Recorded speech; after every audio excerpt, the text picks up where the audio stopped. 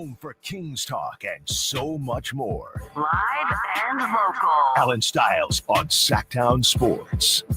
Yes, on a Thursday, also known as Friday Eve.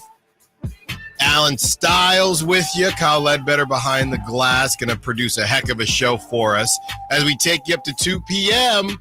And the Kings successfully complete a 3-1 road trip to kick off the big, bad, scary wolf that is March. March Madness is upon us for the Sacramento Kings, even if it hasn't started in the NCAA yet. But with all that being said, this is a time where we can appreciate a good moral victory with no Domantas Sabonis and no Malik Monk. But it would be unfair to the fans out there to not look at this game last night and still evaluate it from the perspective that the Kings had an opportunity to make a good road trip a great road trip. Now, they had to deal with missing Domantas Sabonis.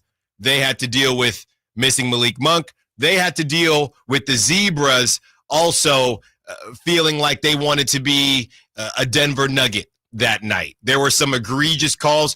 And to be fair, and, Drapes was kind of saying it on the broadcast, both sides were unhappy with the officiating. I think it hurt the Kings more. Just some crazy plays where, it's funny to me where a non-call turns into a call. So when Jamal Murray gets called for a foul, right, it probably should have just been a non-call, and it gets changed to a call against Valanciunas. Why can't that just go back to a non-call or go to a non-call? It was a complete mess. The whole thing was choppy. The whole thing was chunky, and the Kings had an opportunity, and you can put it on the refs. I do think that's a part of the blame pie here. But on top of that, the Kings didn't get it done when they need to. And we've seen it's like watching the same game against the Nuggets and some of these elite teams. When everything is free-flowing, oh, yeah, have your fun. And I don't think anybody felt comfortable because we saw this against the Nuggets before. Oh, yeah, get off to your 10-point, 15-point lead. Don't worry. Just as long as we're not down 20-25, we'll make a run. And when things get tight at the end and you got Zach LaVine taking crazy fadeaways and let's just say it, DeMar DeRozan kind of foul baiting, we're going to take our chances because we can ratchet up our defense and we have an offense that we feel good about going back to. Crazy three-pointers and mid-range jump shots might work in the first half, but you get closer and backsides get tight and things change. So you know how I get down. The refs deserve blame. The Kings deserve some blame as well. Again, great road trip, 3-1. You had an opportunity to really walk away with this. And before we just run, and I mean sprint, whether it's Carmichael Dave, whether it's Kyle behind the glass, whether it's Kings fans, whether it's myself, before we just sprint to moral victoryville. I mean, get on a first-class trip. I know I was dealing with my issues with Southwest. Before we get on a first-class trip to moral victoryville, I do want to discuss the fact that the Kings had an opportunity to win. Because that is the asterisk on this whole conversation. We're going to do glass half full. We're going to do glass half empty. We're going to do chicken or the egg where it comes to DeMar DeRozan making the offense a bit stagnant. Is it stagnant because no one else is doing anything? Or is no one else doing anything because DeMar DeRozan has made it stagnant? We're going to do all that under the guise of we understand that the Kings did their thing. But they had an opportunity. So we're already in moral victoryville. You had an opportunity to win a game with no Domantas Sabonis, no Malik Monk. Aaron Gordon did not play, but Jokic did. And you controlled majority of that game. What I'm struggling with, and some of that can be put on the refs, I have no problem with that. DeMar DeRozan is going to take that fine. What I'm struggling with is why this always seems to happen to the Kings. This is not the first time, specifically against the Nuggets, that we have seen the Kings put themselves in a position to win, and they haven't been able to get it done. That's my issue. Again, we're in moral victoryville. We are enjoying the fact that the Kings went 3-1. But do you know what it could have done for this team if they go 4-0? If you really want to have a chance to be a 6 seed, to get out of the play-in, to ensure there is no garbage at the end of the game when you're about to start the true gauntlet at home, do you know what a game like last night could have done? Not just to the standings, but also to their mentality, to their psyche, all of that. And we can put it on the refs. I'll put some of it on the refs, not all of it. DeMar DeRozan, he's going to eat that fine. That's fine. But on a day where, yes, you had no Malik Monk, but you get 15 from Jake Laravia. And Keon Ellis, Malik Monk, these last couple games, to be honest, we know he can eventually explode for a lot of points, but Keon Ellis had 11. Malik Monk, these last couple games, been around 13 points. So you kind of got Malik, a version of Malik, and Keon. Obviously, Keon only 3 assists. Everyone talks about how much better the defense is with Keon. And then coming from the bench, you get 15 from Jake Laravia. So you played well enough to win. Keegan Murray, 6 points. Yeah, that is not going to work. That's not going to work.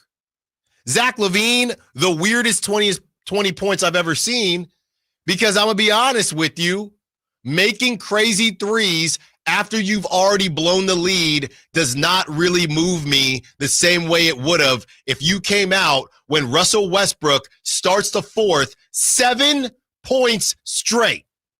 Nobody could stop Russell Westbrook with Jokic on the bench. So excuse me, as I'm going back and forth with Kings fans last night on social media, excuse me if I'm asking Zach LaVine, who makes $45 million a year, to show up because people like Jake Laravia and DeMar DeRozan and Jonas Valanciunas got you to this point. So excuse me if I'm asking a $50 million player to show up. And yeah, he made some tough shots late. But like I said, the game was essentially already cooked. Did anybody feel like the Kings were going to win that game when he was making those shots? So you know the world that I live in. If you've been listening to the show, I live in a world where the refs did not make things easy on the Kings. It was a bit egregious to the point where DeMar DeRozan said, I'm going to eat the fine. That's how bad it was. But the Kings also put themselves in a position for that to happen. That's how it always happens. Nobody complains about fouls if you hold on to a 20-point lead, 25-point lead. Now you could argue and say, well, Allen, part of the reason they lost that lead is due to some of the fouls not being called that turned into turnovers, things like that. That's fine. But that's not the reason that there were 0 second half points from the bench. 0 bench points in the second half. 0. That's not the reason they turned the ball over and decided that for some reason Christian Brown, who is about a 36.3-point shooter, can't shoot threes. Kyle did the math, the rough math before the show. Michael Porter Jr. was a brick. He was 1 for 7. He's the one who brought them down. The non-Michael Porter Jr. 3-point shots, those dudes shot 39%. So you stuck to the game plan, and you could have been successful. Part of that is the refs. Part of that is ISO ball. 22 assists to 28 assists from the Denver Nuggets. Okay? Here's the thing with the DeMar DeRozan ISOs. You're not going to get every call. You're just not. Right? And I to be completely honest with y'all, I honestly don't know if DeMar DeRozan is getting fouled on those plays.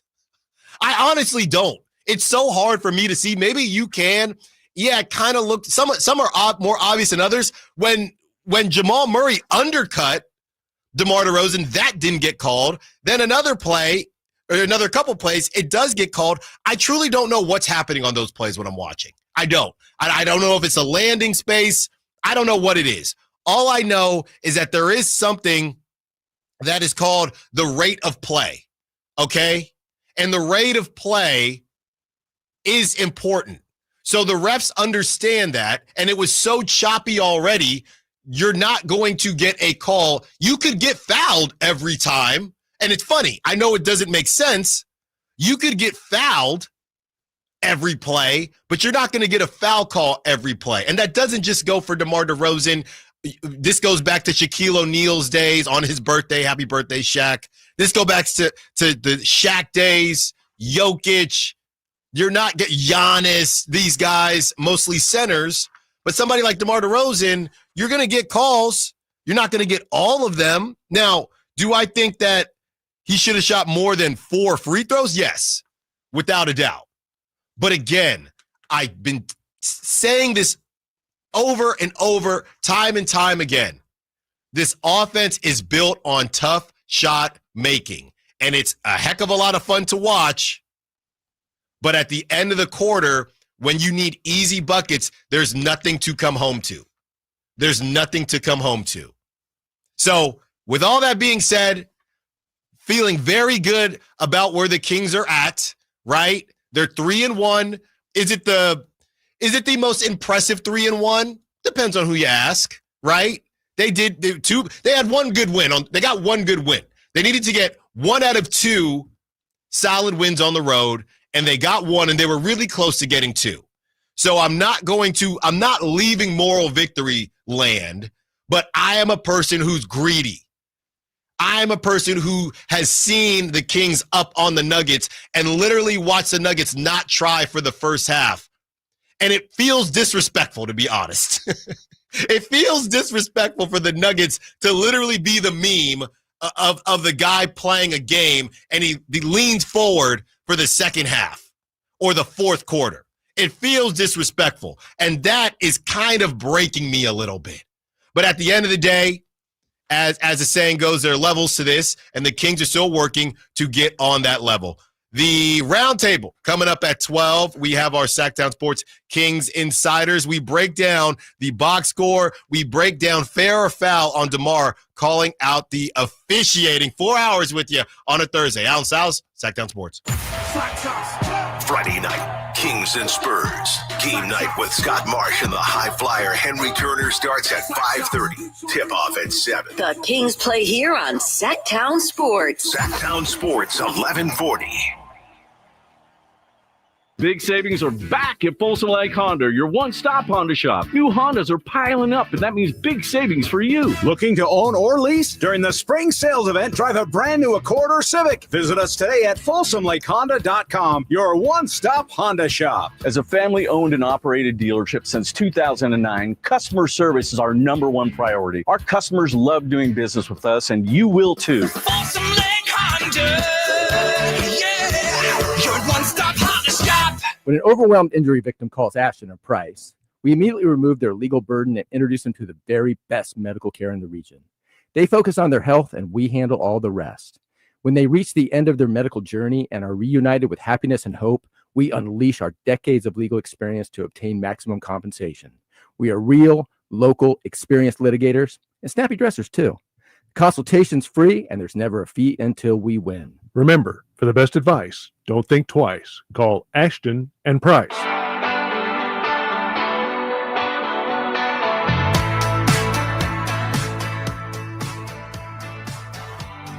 In a game where they trailed by as many as 14 at 53-39, the final score in this one is 116-110. Denver improves with its 40th win of the year against 22 losses. Sacramento has their win streak broken, but still a terrific road trip for Sacramento, winning 3 of the 4. Their record now stands at 32-29 as they'll be going home to face the San Antonio Spurs on Friday. Allen Stiles You can join the show by texting 916-339-1140. on Sacktown Sports. As we take you up to 2 p.m., The Kings had control of the game, and honestly, did they have control of the game?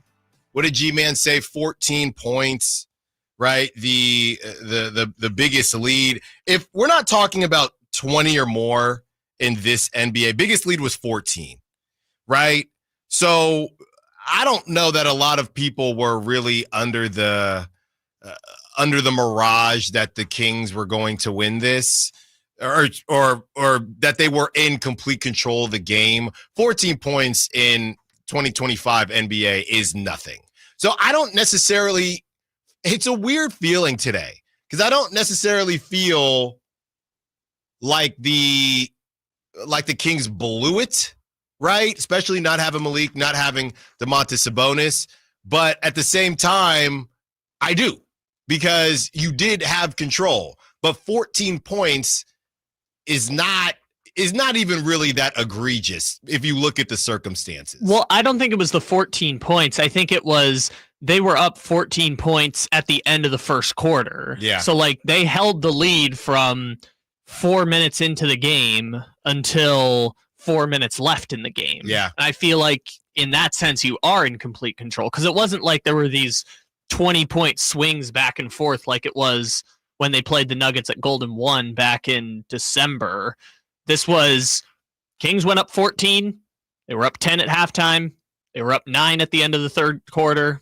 They pretty much had a double-digit lead the entire way. I thought they were going to hold on. So maybe I felt like they were going to pull it out because they gave me no reason to think they weren't going to until the fourth quarter when they just stopped scoring. This is what I said yesterday, and we're going to open up the phone lines, 916-339-1140, as we break down the Kings losing to the Denver Nuggets. This is what I said last night that got me in a little bit of trouble with some Kings fans. I said that last night reminded me of the end of last season when Malik Monk got hurt.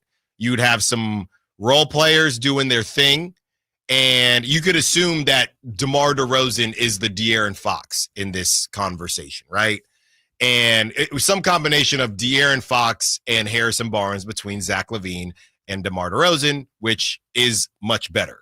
So what I said was it reminded me a lot of last season where you'd make some shots early, right? You'd get a random Davion Mitchell 10 in the first half. You'd get a random Keon Ellis 10 in the first half. And then when things slowed down, the team that was supposed to win in that second half, they show up. And the role players that were doing things in the first half, no slight on them, they tend to shrink in the second half, right? If you were to break down Keon Ellis's scoring by half, I guarantee you that Keon Ellis's scoring in the first half destroys his scoring in the second half. That's what role players do. So at the end of the game, you need your dudes to be dudes, okay? And where I got in trouble is because I said, you're paying, last season you didn't have somebody you were paying nearly $50 million, and I get it, Domantas Sabonis wasn't playing. But Jonas Valanciunas, again, essentially gave you that production, 19, 13, and 6. So you basically had Domantas Sabonis' production. So, Zach, take us home. Take us home. And it didn't happen. And that's fine, but this is a tough shot-taking team. And when they make them, wow, that's great. I just don't find the offense right now to be sustainable. And I thought about that, and I felt like that even before Domantas Sabonis and Malik were out. It's just a lot. It's just worse with them being out. Because nobody even – who was the last person to drive to the basket? I feel reminiscent of Charles Barkley when he said a jump shooting team couldn't win a championship. I feel like he was kind of talking about this. Malik Monk is the only person that I even fathom driving to the basket. It's almost like having a ball-handling driving guard who can get to the rim at the best in the league is actually a very helpful thing to have. And I get it. And you know, the other thing that we can do that I don't even know if we should do they win that game with Domantas Sabonis playing? I honestly don't know. The easy answer is yes. I don't know. Well, I think the difference is this. Last night you saw the difference between a good team, even maybe a very good team. I only hedge it by saying good because they were missing 2 players. But a very good team versus a champion. The Nuggets have done this time and time again, not just in December when they played the Kings at Golden One Center, not just in the playoffs against the Lakers. The Nuggets are one of the best fourth quarter teams in the NBA, and you saw why last night, specifically in how they defended the Kings down the stretch. And I'm sure there'll be conversation about the officials and everything else, but that's the way champions play down the stretch of games is they hold the opponents to, I think the non-Zach LaVine Kings were like 2 of 12 from the field. Yeah. And you not only you defend at a high level, you get scoring production from 3 different players down the stretch. And again, in a game where Michael Porter Jr., and this is why I hate we talked about this, Kyle, and I think we said 13 was kind of the threshold. Oh, they had 6 guys in double figures, but Michael Porter Jr. was terrible. He 13 points, and he was 1 of 7. But besides that, everyone played pretty well. Christian Brown, like I said, gets to his career high average. That's what he's been at 15, 3 of 6 from three-point land. The other thing is, too, it's the little things. It's the little things, because what I'm going to say right now that a lot of people may or may not remember is it's the type of stupid decisions that come back to bite you. The end of the first half, Jonas Valanciunas, hell of a game. What in God's name are you doing? I don't care if Jamal Murray makes the shot, but what in God's name are you doing? Oh, there were 3 dudes, Kyle. 3 dudes around Jamal Murray. And that's the time we all were watching it. And the only thing and I didn't play basketball. I quit after freshman year. Okay. The one thing everybody that's watching the game is saying, don't foul, don't foul, don't foul. If they make it, who cares? Live with it. But you get in it was a completely egregious. You had to call that foul. Oh yeah. And right there, and then they botched. It could have been worse when Keon, he tried to just let the time, he wanted to see how far the ball could get before he picked it up, and he just never grabs the ball. So it could have been even worse. But you go to the free throw line, you stop the clock, and Jamal Murray gets 3 shots going into the locker room. So we can talk about the refs all we want, but there's stupid decisions where, being up 13 versus being up 10, it matters. It matters. And then they come out, they do grab the lead back. Michael Malone says, all right, I continue to say the Denver Nuggets treat games, and not just the Nuggets, honestly, really good teams and really good players, they assess things. They don't freak out. They treat the game like a boxing match. Okay, this is what they're doing. They got Keegan Murray on me, kind of similar to what Rui Hachimura was doing. And honestly, that wasn't the issue. The difference is the Lakers got LeBron James and Luka. That's really the difference. Defensively, I think they did their job, but they stopped scoring. Well, and the other thing is, and I'm glad you brought up Jamal Murray, because they fouled him on 2 3-pointers. The one before the half stunk, but they also had one in the fourth quarter. Yeah. Like, especially on a night where Jamal Murray is being targeted on defense. Like, they are switching matchups to get Jamal Murray on LaVine or DeRozan. They're hunting Jamal Murray on defense. He's kind of having an game on offense. It makes that much of a difference because Jamal Murray got to the free throw line 15 times. That's what he did the first time where he splashed in De'Aaron Fox's eye. It's the same thing. Yeah. It was the same game. And they fall for it every single time. I don't know if it's fall for it, but the Nuggets are a really good team. And the difference, we'll get to it probably in the next segment, is like the Nuggets have 4 guys that can hurt you. And the Kings last night, they just went to the DeMar DeRozan go offense. Yeah. And we'll talk about that a little bit later, because that you talk about the offense not being sustainable. Last night will never be sustainable again, because that's like a career high in shot attempts for DeMar DeRozan. Which is not normal. When teams do this, and we've talked about this, when I think Devin Booker dropped 70 and teams like that, you lose those games because that means nobody else is doing anything. So on the other side, and again, this is all under the guise of it is a moral victory. The Kings went 3-1. We do feel good about it. But we want to be better. We want to be better. Fair or foul on DeMar complaining about officiating. We have those quotes for you, and we talk about our dog, Jake Laravia. Allen Stiles, Sacktown Sports.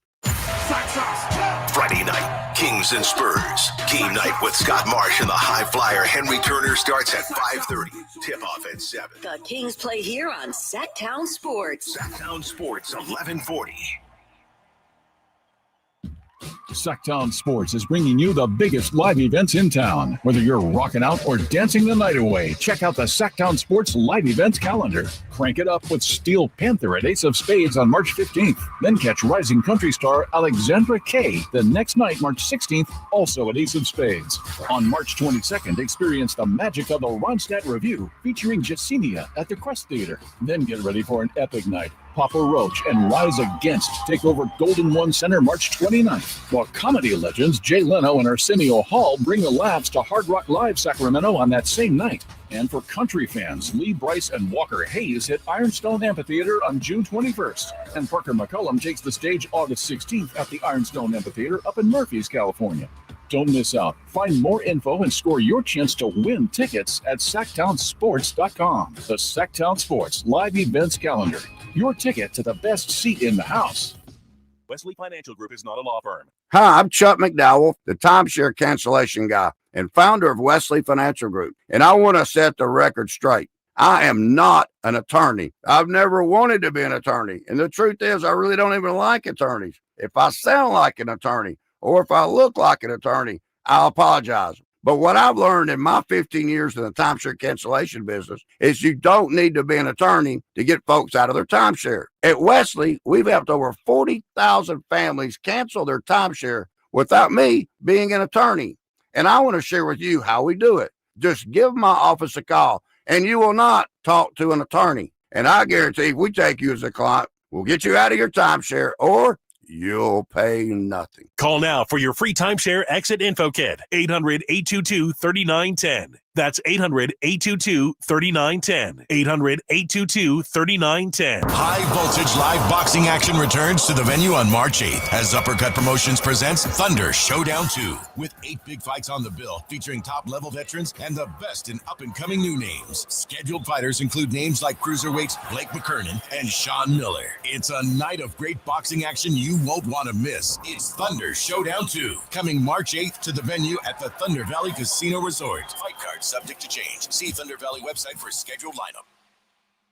When you're overwhelmed with tax debt, deciding what to do next is a true win or lose decision. You can lose your car, your paycheck, even your retirement savings, or you can choose someone to help you win this battle with the IRS. Now is the time to tackle your tax debt, but you don't have to do it alone. Meet Priority Tax Relief, veteran-owned and the expert in tax debt resolution. Our priority is fighting for you. Our team has helped clients save millions and can reduce or even erase your tax debt. Call 800-406-1584 right now to talk to our winning team. Priority Tax Relief has a direct line to the IRS. That's right, a fast track to find out if you qualify for life-changing tax relief in just minutes. Priority Tax Relief fights to protect your money, has 5-star reviews on Google and an A+ rating with the Better Business Bureau. Why wait? Call Priority Tax Relief for your free tax consultation. Call 800-406-1584. That's 800-406-1584. Let's make your taxes our priority. Stop your tax debt now. Call 800-406-1584. We rely heavily on our HVAC systems during the cold valley winters and hot valley summers.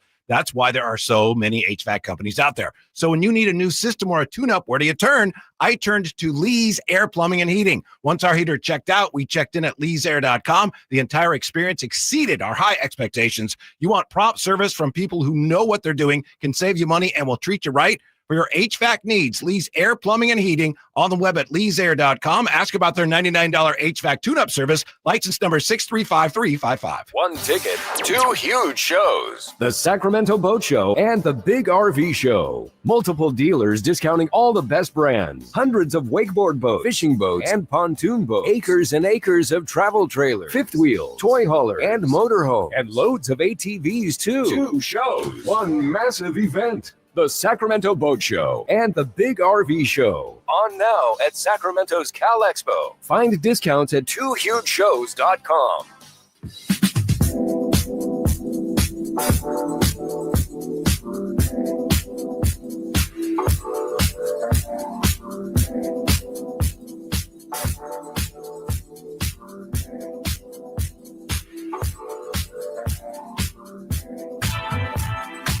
Allen Stiles. Watch the show on youtube.com/Sacktown Sports 1140. Or listen on the Sacktown Sports app. Phone lines are open because the text line, I never know how things are going to break and how what I say is going to be received because everyone is different. Because I'm looking at the Sack chat and there's a lot of talk about the refs. And that's completely understandable. But the text line is pretty upset about the win. The text line is not really in the moral victory mood right now. The 775 says the Kings gave it away. Never leave the game in the hands of the refs, especially if you play for the Kings. Someone else, 916, says at the end of the game, Katie said you've got to give the Kings credit for a good effort. No, you don't. Jay Ross said pregame the Kings are a season high 4 games over 500. So what? We have such a low bar for success and that it's embarrassing. We need to expect more. That's from Jeff. That is not from me. Not from me. I like I said, I am in moral victory road, but I see the future and what the Kings have in store, and that is why this game stings for me. If the Kings didn't have the Celtics, the Bucks, the Warriors, I know I'm forgetting someone, the Thunder. If the Kings didn't have all that in March, then I'm probably not as upset about this Nuggets game.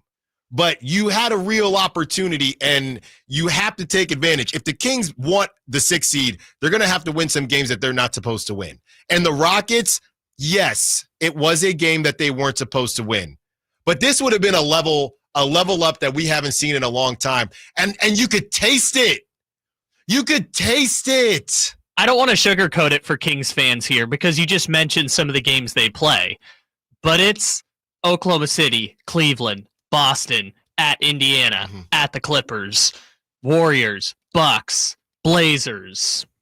There's one more I'm forgetting, but they play 10 of the 16 best teams in the NBA over the next, call it 3 weeks. And yet you had it.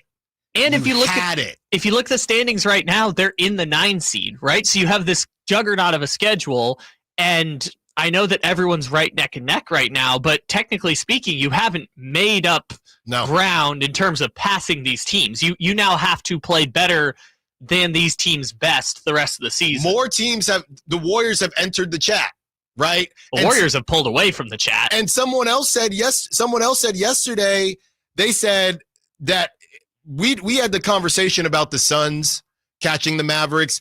It ain't even about the Suns catching the Mavericks. It could be about the Blazers catching the Mavericks. I'm just saying anything is possible. 916-339-1140. This is what DeMar had to say about the refs, and he can expect that fine. He can take it Venmo, Cash App, however he wants to take it. The refs were terrible. Terrible as bleep. Simple as that. Bunch of times we got hit. We got smacked. 3 or 4 shots out there. Clearly got hit, got smacked. They get the same call on the other end. Throws off our whole rhythm. Gives them momentum at home. Makes it tough on us to execute. He's not wrong. He's not wrong. Oh, he played that so well because there's no audio file. He just told Chris Biederman that. So, Chris Biederman might be the one that gets him caught up because Chris Biederman, he's the one who wrote the quote. I'm just saying plausible deniability. Yeah, I never said that. You don't have audio on it. So, Kyle, I'm trying to think, and I know you had the play-by-play up, but I think I still do too, because I'm looking here at that. Somebody said that the one of the drives from huge missed call in the 4th on DeMar, fast break, gets fouled, no call. Then Denver has a fast break layup and 1. We were up 2, then down 1. That was a turning point in the game. Because no, it wasn't. The turning point in the game to me was Russell Westbrook going off for 7 straight points to start the 4th with Jokic on the bench. and your guys were in. Levine was already in. DeMar DeRozan eventually came in. Were there any egregious plays while Russell Westbrook was on that stretch? You guys are talking about the same thing. So the missed call happens with like 10:42 left in the game, and it was the second bucket of the Westbrook run was the and one that Texter is talking about. So the two of you are talking about the same thing. Okay.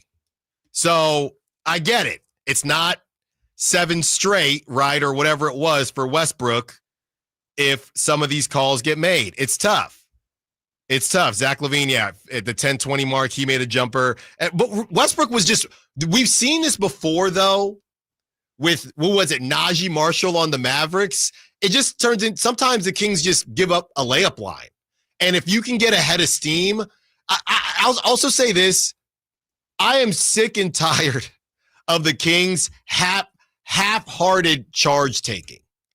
They're always kind of swaying. They're always kind of moving. There's a reason they're not getting those calls. Yeah, it would take more than just a Google search to find the transition defense stats, but man, there's so many times where I'm just watching the Kings and it's like they move into transition defense, but then as soon as someone hits a crossover or hits an acceleration, it's just like, ole, go to the rim kind of situation. And it happens so often in transition. And I know Doug has talked about it a couple of times in post games, but it just seems to be a personnel issue more than it is like anything they're doing in transition. Because this was even the case before the Fox trade and the interim beam team came together. We are still in moral victoryville. 3-1 is great.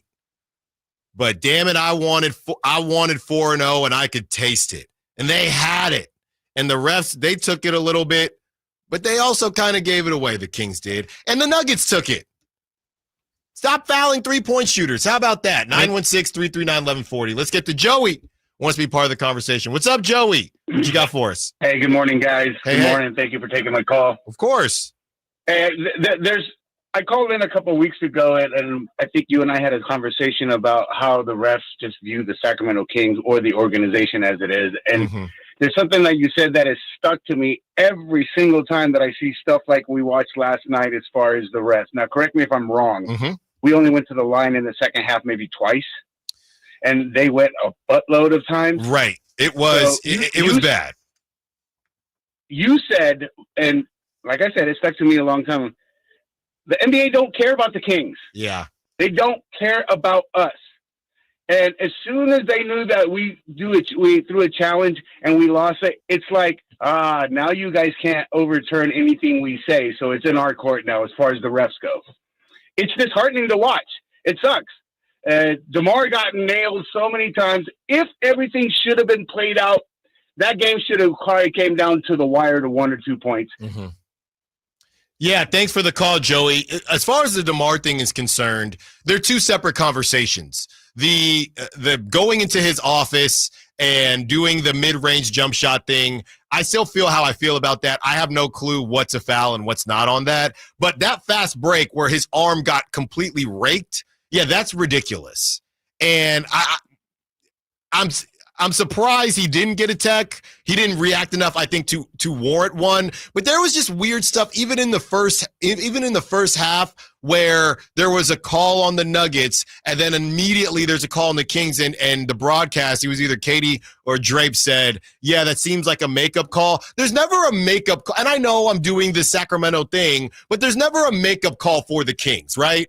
You miss one on the Kings, whatever. You miss one on the Nuggets, hey, let's make sure we get that back for them. And some of that is earned. I'm not sitting here saying that Adam Silver 3-4 years ago was saying, yeah, the Nuggets, they're our ticket.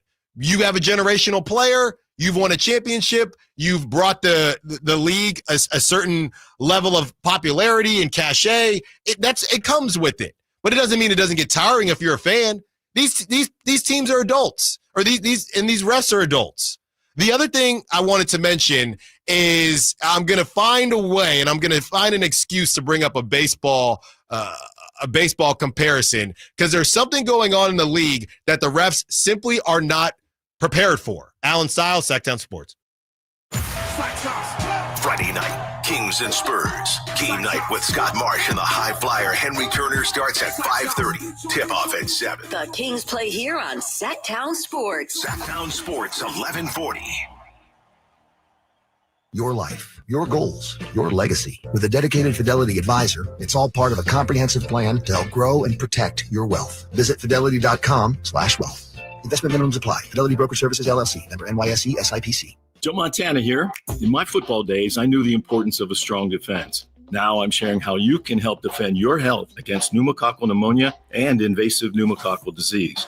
Are you 50 or older like me? The CDC now recommends vaccination against pneumococcal disease. Even if you're healthy, your age puts you at increased risk and over 6 times greater risk of hospitalization with pneumococcal pneumonia than adults under 50. Schedule your appointment today at vaxassist.com. Sponsored by Pfizer.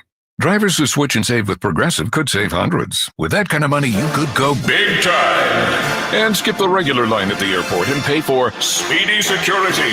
Imagine not having to quickly unpack and pack at the place you already came back to. And wearing your shoes the whole time you're there? You can't put a price on that kind of luxury. Well, actually you can, and you paid for it. Switch to Progressive and you could save big time for speedy security. Progressive Casualty Insurance Company and affiliates, not available in all states. Potential savings will vary. At Fisher Investments, we may seem like other money managers, but we're different. Are you really that different than the rest of us? We are. As a fiduciary, we always focus on what's best for our clients. What services do you offer besides investing? We have a team of specialists in financial planning, estate planning, and more. Your clients rely on you for all that? Yes, we ensure clients receive unparalleled service at every step of the relationship. Okay, but you still sell commission-based products, right? No, because we believe that's a conflict of interest. We prioritize service over sales goals. So then how do your fees work? We have a simple and transparent fee that's a percentage of our clients' portfolios. So we do better when our clients do better. Wow, we're more different than I thought. At Fisher Investments, we're clearly different.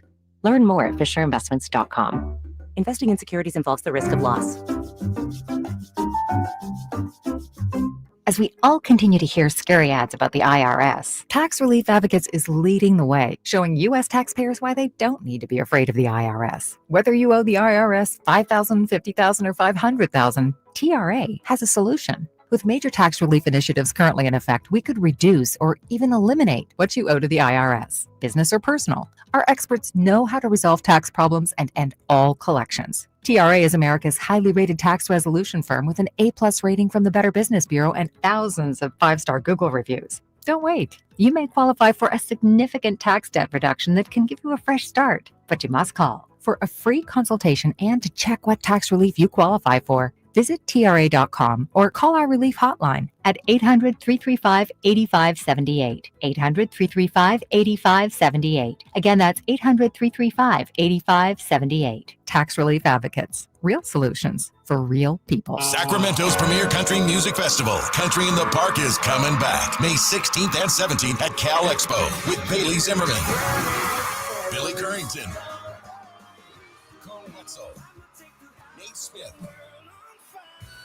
and more. You'll enjoy food trucks, rock walls, and a mechanical bull, line dancing, and more. Single-day GA tickets start at $52 at CITPfest.com. Country in the Park, May 16th and 17th with Save Mart and McKee Brothers Plumbing and Rooter Incorporated. Find out more at CITPfest.com. Hey, what's up, everybody? It's your boy, Kyle Draper. Equip your staff with top-notch uniforms, professionally cleaned and delivered weekly to your workplace by Alsco Uniforms, proud sponsors of the Sacramento Kings Mob Crew. Our services include uniforms, towels, floor mats, mops, first aid supplies, and restroom essentials to uphold cleanliness and safety standards in your business.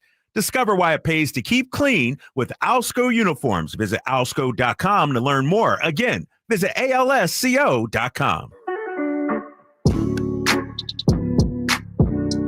Allen Stiles You can join the show by texting 916-339-1140. on Sacktown Sports.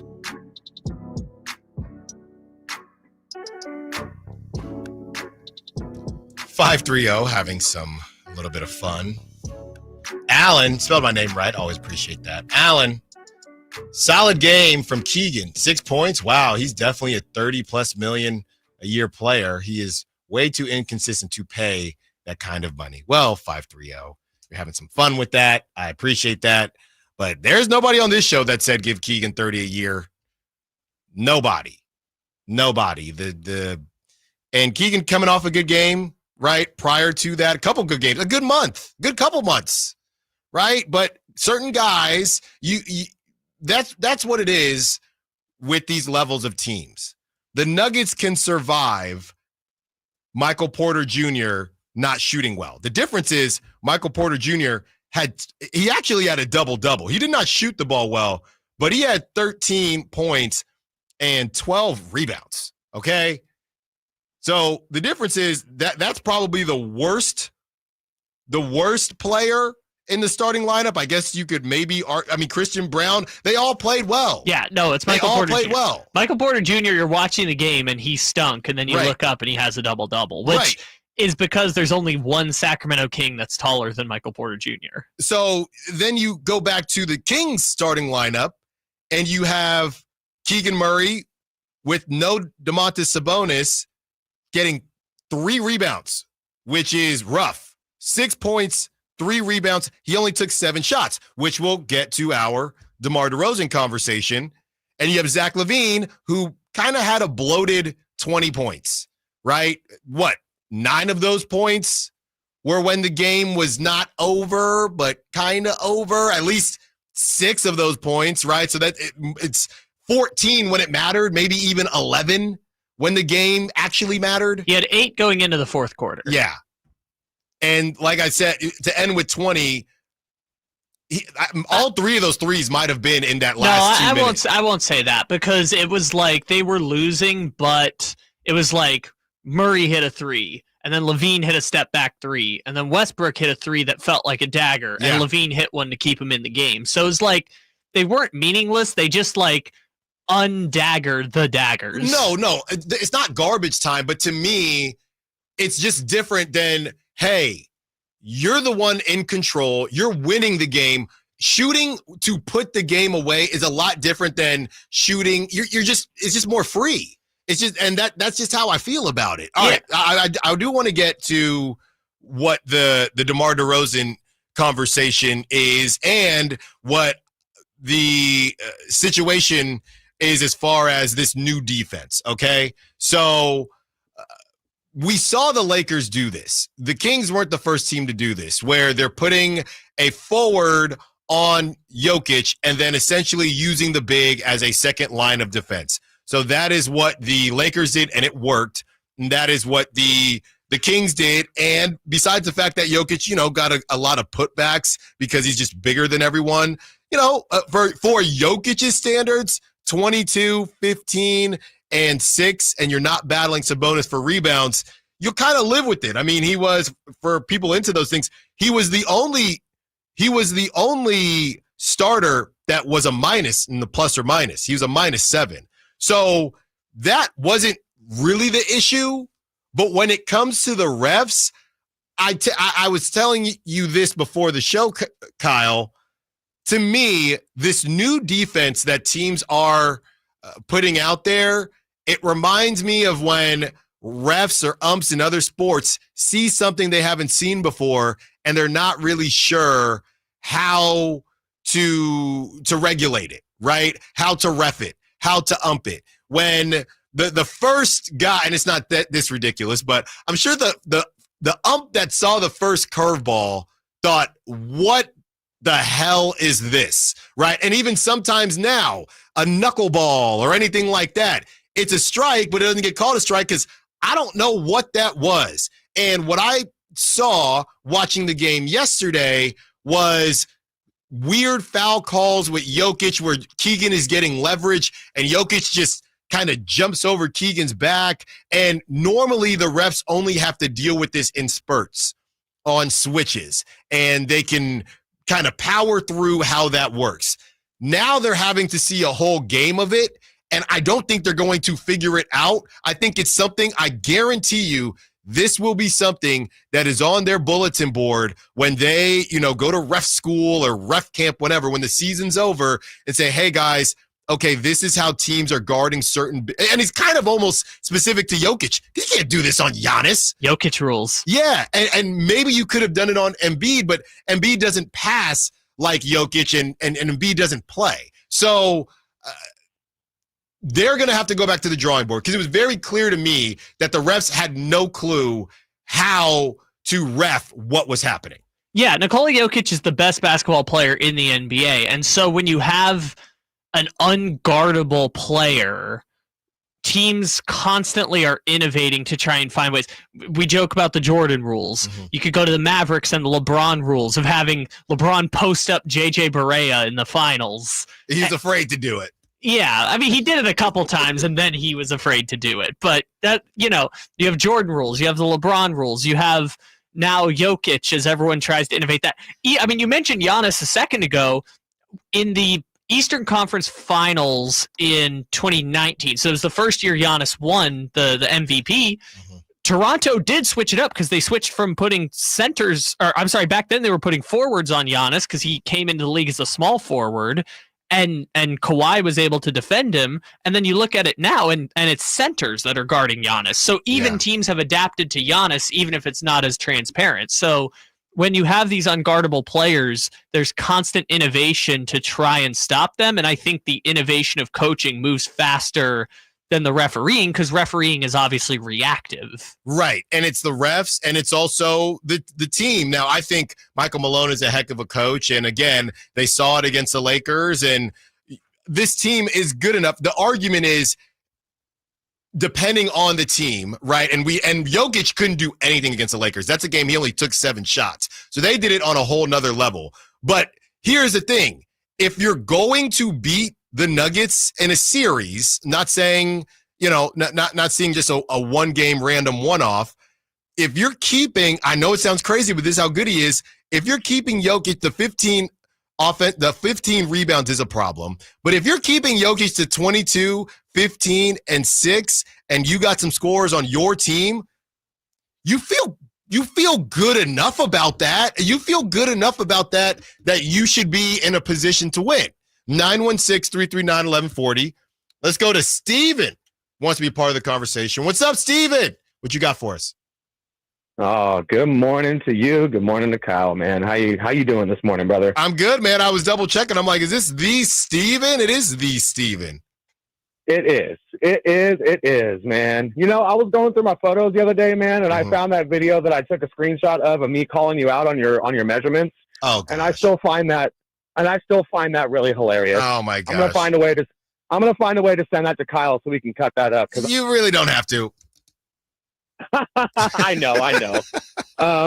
It was, dude, last night was kind of interesting, man. Last night was just like, I think that was probably one of the softest 20 points I've ever seen from Zach LaVine, man. I mean, he had a couple of bangers in during the late part of the game. I mean, what did he have, like 9 points in like the final 5 minutes or something like that in clutch time or something? He put up a couple bangers. I'm trying to remember here, so please forgive me. But I mean, dude, last night was a very interesting game I think if I'm correct, if my memory serves me right, we held them under 30 points for 3 quarters. Mm-hmm. Am I correct on that one? And then we scored 41 in the first quarter, which I think was, the G-Man said, the 11th time that we've done that this season. So, I mean, it's I'm not trying to moral victory or moral victory lap this thing, but there's little bits and pieces that I feel like are just kind of creeping to the top,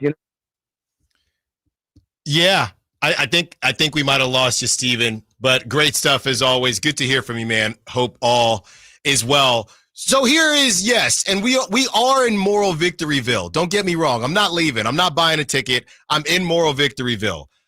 I think where we can take this is the hope that the Kings learn from it. And again, you have to win some of these games in March, right? So I'm just saying you were in a position to win that game. You didn't. So now to me, as we look at the Cavs and the Bucks and the Celtics, whoever, okay, now learn from it. But you can't just moral victory all these tough games in March. You have to win some of them. That is why I'm reacting the way I'm reacting. I'm okay with the moral victory, but now you have to actually beat one of these tough teams. I won't be such a coward. I'll say it. This was a moral victory. I'm proud this was a moral victory, and I really want to watch a 7-game series between the Kings and the Nuggets because every game they've played this year, even though the Kings have lost all 3, banger. Excellent across the board. I know the Kings got smoked out the building in January, but Jokic hit a 66-foot baseball that pass. was just your favorite game. We got the chance to watch on NBC Sports California and on Sacktown Sports 1140 the greatest performance by an NBA player. All right. Maybe Let in it go. history. Let it go. I'll say I want a 7-game series between these teams. It might end in 5 games, but I want to watch a 7-game series. As we continue on, we have Chrissy's cuts that we will get to. And oh, by the way, we still need to talk about our dog. Jake Laravia is here, so he's probably not coming back next year. Allen Stiles, Sacktown Sports. Friday night, Kings and Spurs. Game night with Scott Marsh and the high flyer Henry Turner starts at 5:30. Tip-off at 7. The Kings play here on Sacktown Sports. Sacktown Sports, 1140. Hey, it's Carmichael Dave for my good friends at American Energy. It's cold, and American Energy wants you to stay warm and make sure your system's operating safely. Here's the deal. A $49 tune-up inspection, which is regularly $119. That's a full safety and duct inspection. But guess what? If your system's over 10 years old, the tune-up is on them. That's right. It's free. Give them a call right now. $50 off your first recommended repair. And if you need a new furnace, half off the price of a new unit. Oh, by the way, breaking news. They're hiring right now. Here's the deal. They'll train you. Full benefits, generous incentive-based pay. Just call today for more details at 916-520-9990. That's 916-520-9990. Not only great deals from American Energy, but possibly a new career for you. Check them out at theaeway.com for an instant quote and tell them Carmichael Dave sent you. Call 916-520-9990 now. If you're 55 and up, T-Mobile has plans built just for you. 2 lines of unlimited for just $30 a line. That's a 45% savings compared to Verizon and AT&T. But don't just take our word for it. It's not just the savings that are great with our T-Mobile plan. There's all this value from all these other things that T-Mobile offers. T-Mobile has been such a savings for us. We love it. Switch today and get 2 free 5G phones like the Motorola Edge with Turbo Power charging that gives you power for the day in just 15 minutes. And customers 55 and up can get 2 lines of talk, text, and data for only $30 a line. Go to T-Mobile.com/choice55 to learn more. With AutoPay plus taxes and fees, plus $5 per line without AutoPay. Debit or bank account required. 45% off 2 lines versus AT&T Starter and Verizon Welcome. Plan benefits vary. Motorola Edge on us with 24 monthly bill credits and new line for well-qualified customers, plus tax and $35 per line connection charge. See details at T-Mobile.com. Motorola Edge requires 68-watt charger. Charger sold separately. Actual performance will vary based on usage and configuration. I was in the middle of the Atlantic Ocean when it happened. There was a sudden jolt, and our submarine crashed on the seafloor. We were in total darkness.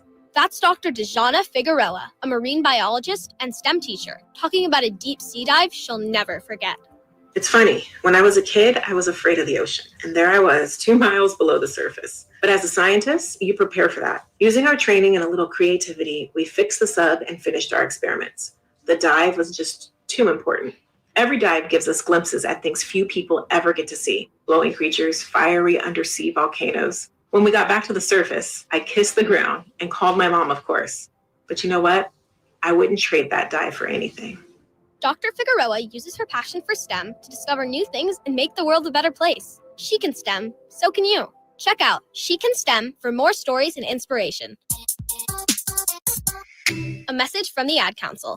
When you're overwhelmed with tax debt, deciding what to do next is a true win or lose decision. You can lose your car, your paycheck, even your retirement savings, or you can choose someone to help you win this battle with the IRS. Now is the time to tackle your tax debt, but you don't have to do it alone. Meet Priority Tax Relief, veteran-owned and the expert in tax debt resolution. Our priority is fighting for you. Our team has helped clients save millions and can reduce or even erase your tax debt. Call 800-406-1400 800-406-1584 right now to talk to our winning team. Priority Tax Relief has a direct line to the IRS. That's right, a fast track to find out if you qualify for life-changing tax relief in just minutes. Priority Tax Relief fights to protect your money, has 5-star reviews on Google, and an A+ rating with the Better Business Bureau. Why wait? Call Priority Tax Relief for your free tax consultation. Call 800-406-1584. That's 800-406-1584. Let's make your taxes our priority. Stop your tax debt now. Call 800-406-1584. There's no better time than now to get yourself into a brand new Jeep because it's Jeep Adventure Days at Sacramento Chrysler Dodge Jeep Ram, offering the best deals in town and a selection other dealers are jealous of. Stop on by. They're just off of Business 80 across from Hagen Oaks Golf Complex. Sacramento Chrysler Dodge Jeep Ram. KHD1 Sacramento, KYMX HD3 Sacramento. From the Power Business Technology Toshiba Studios. This is Sacktown Sports 1140.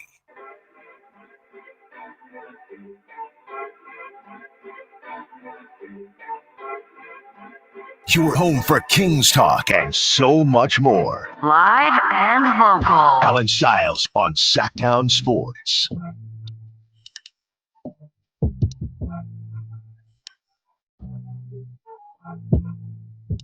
530 wants to know, would we win a 7-game series against Denver? I think it would be a good, you know what? You know what I think it would be?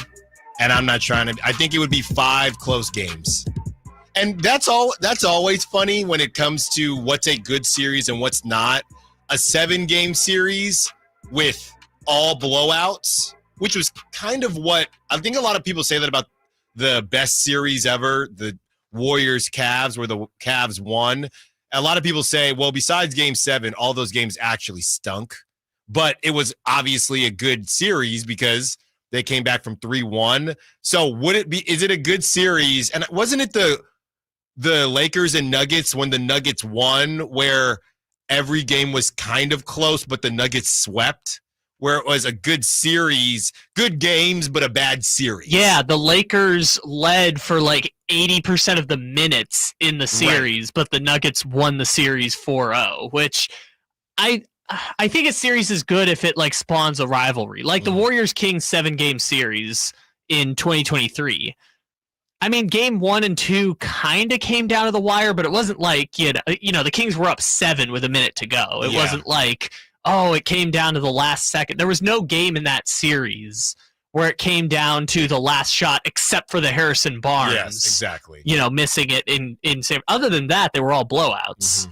So I think because there were I essentially 5-star rating system. If you have stakes and storylines, drama, entertainment, and action, that's what makes a good series. And regardless of whether or not you get, you know, drama at the end is just one part of it. But if you can build out stakes, storylines, entertainment, like if it's fun basketball to watch, I think you can get excellent series even without.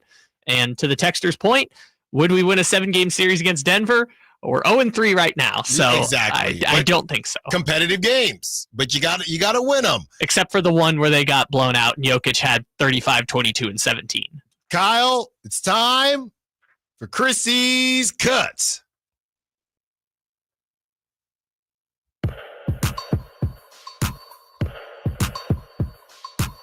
Guys stuck to the game plan. At halftime, I told them, you know, things are gonna change, and you know, in the second half, 4 for 15, and free throw discrepancy.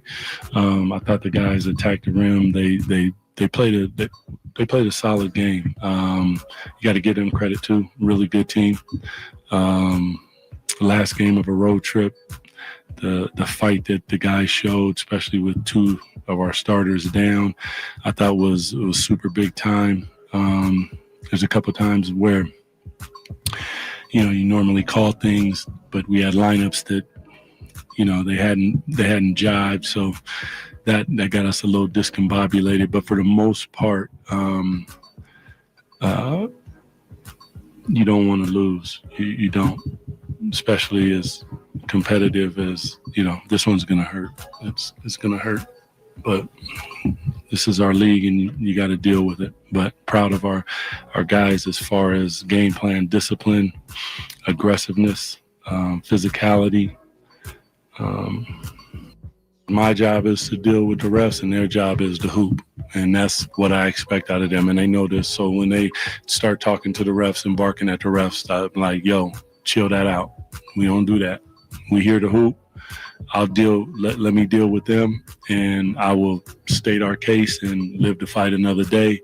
I want their minds focused on the game plan, and for the most part, we did that. There was a little bit where we got, like I said, a little discombobulated, but in a high leverage situation, it's to be expected sometimes. You don't want it, but it happens. I have to go back and look at it, to be honest with you. Like, it's easy to come here and say a whole bunch of stuff until you go back. I thought we got a couple stops. There was the ability to score in the open court, and we weren't able to convert a couple times. And then they came right back and scored. They knocked down some big shots. Some of those guys who were shooting and making shots, we're gonna live with them shooting and making shots, and just try to be as good as we can against MVP and Jokic. And that's kind of the game plan as far as it went. And some nights they're going to make them, some nights they're not. Tonight they made some shots, so you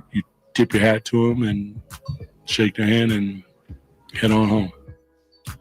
34% from 3, 12 of 35. They dared Christian Brown to beat them. He went 3 for 6 from 3. Russell Westbrook was really the story from 3. They dared Russell Westbrook to beat them. 4 for 7 from 3. I mean, how often is Russell Westbrook taking 7 threes a game? When they're falling, you just feel good about it. Their actual shooters, Jamal Murray went 2 for 6. Jokic went 0 for 2, and Michael Porter Jr. went 1 for 7. So kind of a reverse situation, and it worked out for the Nuggets. Tried to warn you guys about Russell Westbrook, because in the fourth quarter he had 12 points, was 5 for 8 from the field. He played the whole quarter, so obviously he was plus 15, and all 3 of those were season highs in games where it wasn't garbage time. Well, I think there's you can say you tried to warn us, but I also think there's a level of, he played well, but also the Kings, when it comes to their downhill defense, just isn't very good. And we saw that against the Mavericks, who also, even we talked about this too, Zeke Naji, he finds a way to get 10 points. Why? Because he's a hyper-athletic semi-big. That's what the Kings do not have an answer for that. They don't have somebody like that on the roster. They just don't. So why Zeke Naji is dropping 10 points on you is beyond me. It's beyond me. Playing less than 20 minutes. He was DNP CDs at times. Like that type of stuff can't happen. If you know what I'm struggling with, and again, I'm still in moral victoryville, but what I'm struggling with is that this road trip kind of felt like a microcosm of how a lot of people feel about the Kings, where you're competitive, you're fun, but you ain't that. You ain't on that level. And I know no Sabonis, no Malik, no Aaron Gordon for the Nuggets, but you have a guy you're paying a lot of money to and another guy you're paying a lot of money to, and a starting level center in Jonas Valanciunas. And I think what it turned into was just how people feel about the Kings. Yeah, they're cute, they're competitive, but you ain't ready for the Nuggets. You might even be leading. And I was watching the odds. At one point, the Kings were they were favored by 2, I think, at halftime. And then immediately it just went away. But the whole time you're the Kings. The Nuggets are going to figure this out. And that's what happened. Yeah, I think because it's the Nuggets, it's not Kings specific. Because the Nuggets have done this to the Bucks. The Nuggets have done this to the Lakers. The Nuggets have done this to the Bulls. The Kings are kind of the Sacramento Bulls, but still, they've done this to other teams for years. That's what champions do, and them specifically. They love to do it to the Lakers too. They do love to do it to the Lakers, but they are specifically a great fourth quarter team. That they've been that for damn near 4 years now. It's weird because you had the season where everyone got hurt and they got Facundo Campazzo as their number 2 in the playoffs. But for basically 4 years, this has been that team ever since they got Aaron Gordon. So I don't look at that as a Kings specific issue, but yeah, that's what happens when you go up against champions and you're, like we talked about before, good with Sabonis, even very good, but you're not a champion. You're not at a championship level. Can I just say this? I'm going to peel back the curtain a little bit because I saw him on the text line. TC, just stay on the line. You're making me very anxious. You keep calling and hanging up. He got bad reception. Okay. He said he got bad reception. Okay, because you're making me very anxious. It keeps lighting up and going away. We're gonna get to you, all right? I promise we're gonna get to you. Or wait till you get better reception. But you're making me very anxious here doing the show as we're breaking down how a lot of people feel about the road trip. And again, you should feel good. You should feel good about it. I feel good about it. They went 3-1 without Domantas Sabonis. I wanted to feel, and the other thing too, Kyle, now that you say that, yes, they went 3-1 without Domantas Sabonis. I think the other way to look at it, as I know there were reports that he was shooting around and doing things like that, you also don't know how much longer he's going to be out. So the Spurs, either way, that was a must win. We understand that. But to me, again, it does still sting that they weren't up 25 and blow a lead like that, but you were in a position of control and an opportunity to really power through this time. Because when we say stuff like that, hey, they went 3-1 without Domantas Sabonis. Well, we don't know if Domantas Sabonis is going to be back on Friday. Nope. We don't know if Malik Monk's going to be back on Friday. So it doesn't end, right? So that's why, as much as you're completely right, I also am still, I know, but they're going to have to maybe play more games without Domantas Sabonis, and they could have had this one. We don't know if either of them are going to be back by Sunday, and Sunday is, in my humble opinion, the most important game the rest of the season, which is at the Clippers. Yeah. So you don't know what it's going to be. We'll talk about it in the next segment, but yesterday the theme was, I don't know what the offense is going to look like, and I don't know if they knew, because the offense was DeMar DeRozan's the number 1, the number 2, and the number 3 option. And that is what it has been. As we will get into a chicken or egg conversation with DeMar DeRozan, and is he doing a little bit too much? But we still need to give a shout out to our guy, Jake Laravia. Allen Stiles Show. Friday night, Kings and Spurs. Game night with Scott Marsh and the high flyer Henry Turner starts at 5:30. Tip-off at 7. The Kings play here on Sacktown Sports. Sacktown Sports, 1140. Big savings are back at Folsom Lake Honda, your one-stop Honda shop. New Hondas are piling up, and that means big savings for you. Looking to own or lease? During the spring sales event, drive a brand new Accord or Civic. Visit us today at folsomlakehonda.com, your one-stop Honda shop. As a family-owned and operated dealership since 2009, customer service is our number one priority. Our customers love doing business with us, and you will too. Folsom Lake Honda, yeah, your one-stop Honda shop. Meanwhile at Xfinity. Okay, huddle up. Do you realize how many fans stream basketball? It's madness. But real fans stream with Xfinity Internet. Totally. We've engineered the fastest connection. With reduced buffering and low lag. 'Cause making streaming better is what we do! Yeah! Yeah! Can we let go now? It's really not a huddle with two people. Switch to Xfinity Internet and stream live sports from the best seat in the house. Bring on the good stuff. Restrictions apply. Not available in all areas. Actual speed vary, not guaranteed.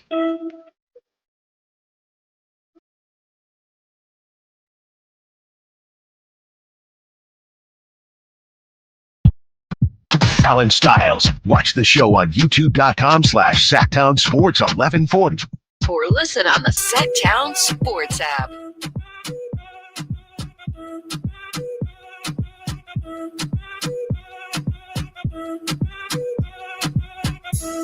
Just kind of letting it ride a little bit, letting the beat ride a little bit. It is Throwback Thursday. We haven't really dove into any Throwback Thursday or Flashback Friday or Way Back Wednesday in a while. I've been too busy with these Kings, man. Too busy actually doing the show. I got to get back to focusing on some music on the show, you know? DJ LED's got you in the meantime, but just to throw out some songs. Like I said, the DMs are always open for the Sack chat and the text line. Just send me your songs. We'll take song requests all day, every day, as long as it's between 10 to 2. There you go. Monday through Friday.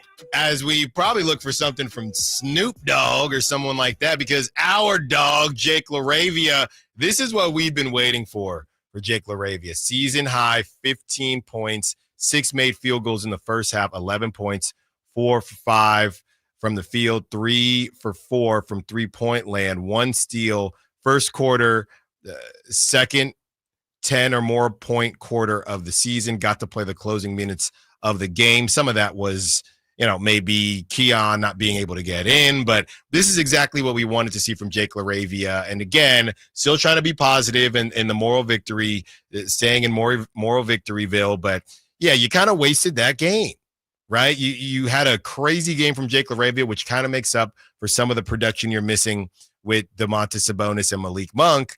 And you're not able to take advantage, but it was really good to see Jake Laravia do his thing, find that confidence, and continue to kind of just show who he is. And honestly, that game alone, that might take him out of the running to be a Sacramento King next season, just due to the money and things like that. You can point to and say, look, this is what I knew. I put that on film. I'll put that on tape right there. So there. Real quick before we move on from Laravia, in non-garbage time games, you want to know his minutes as a Sacramento King?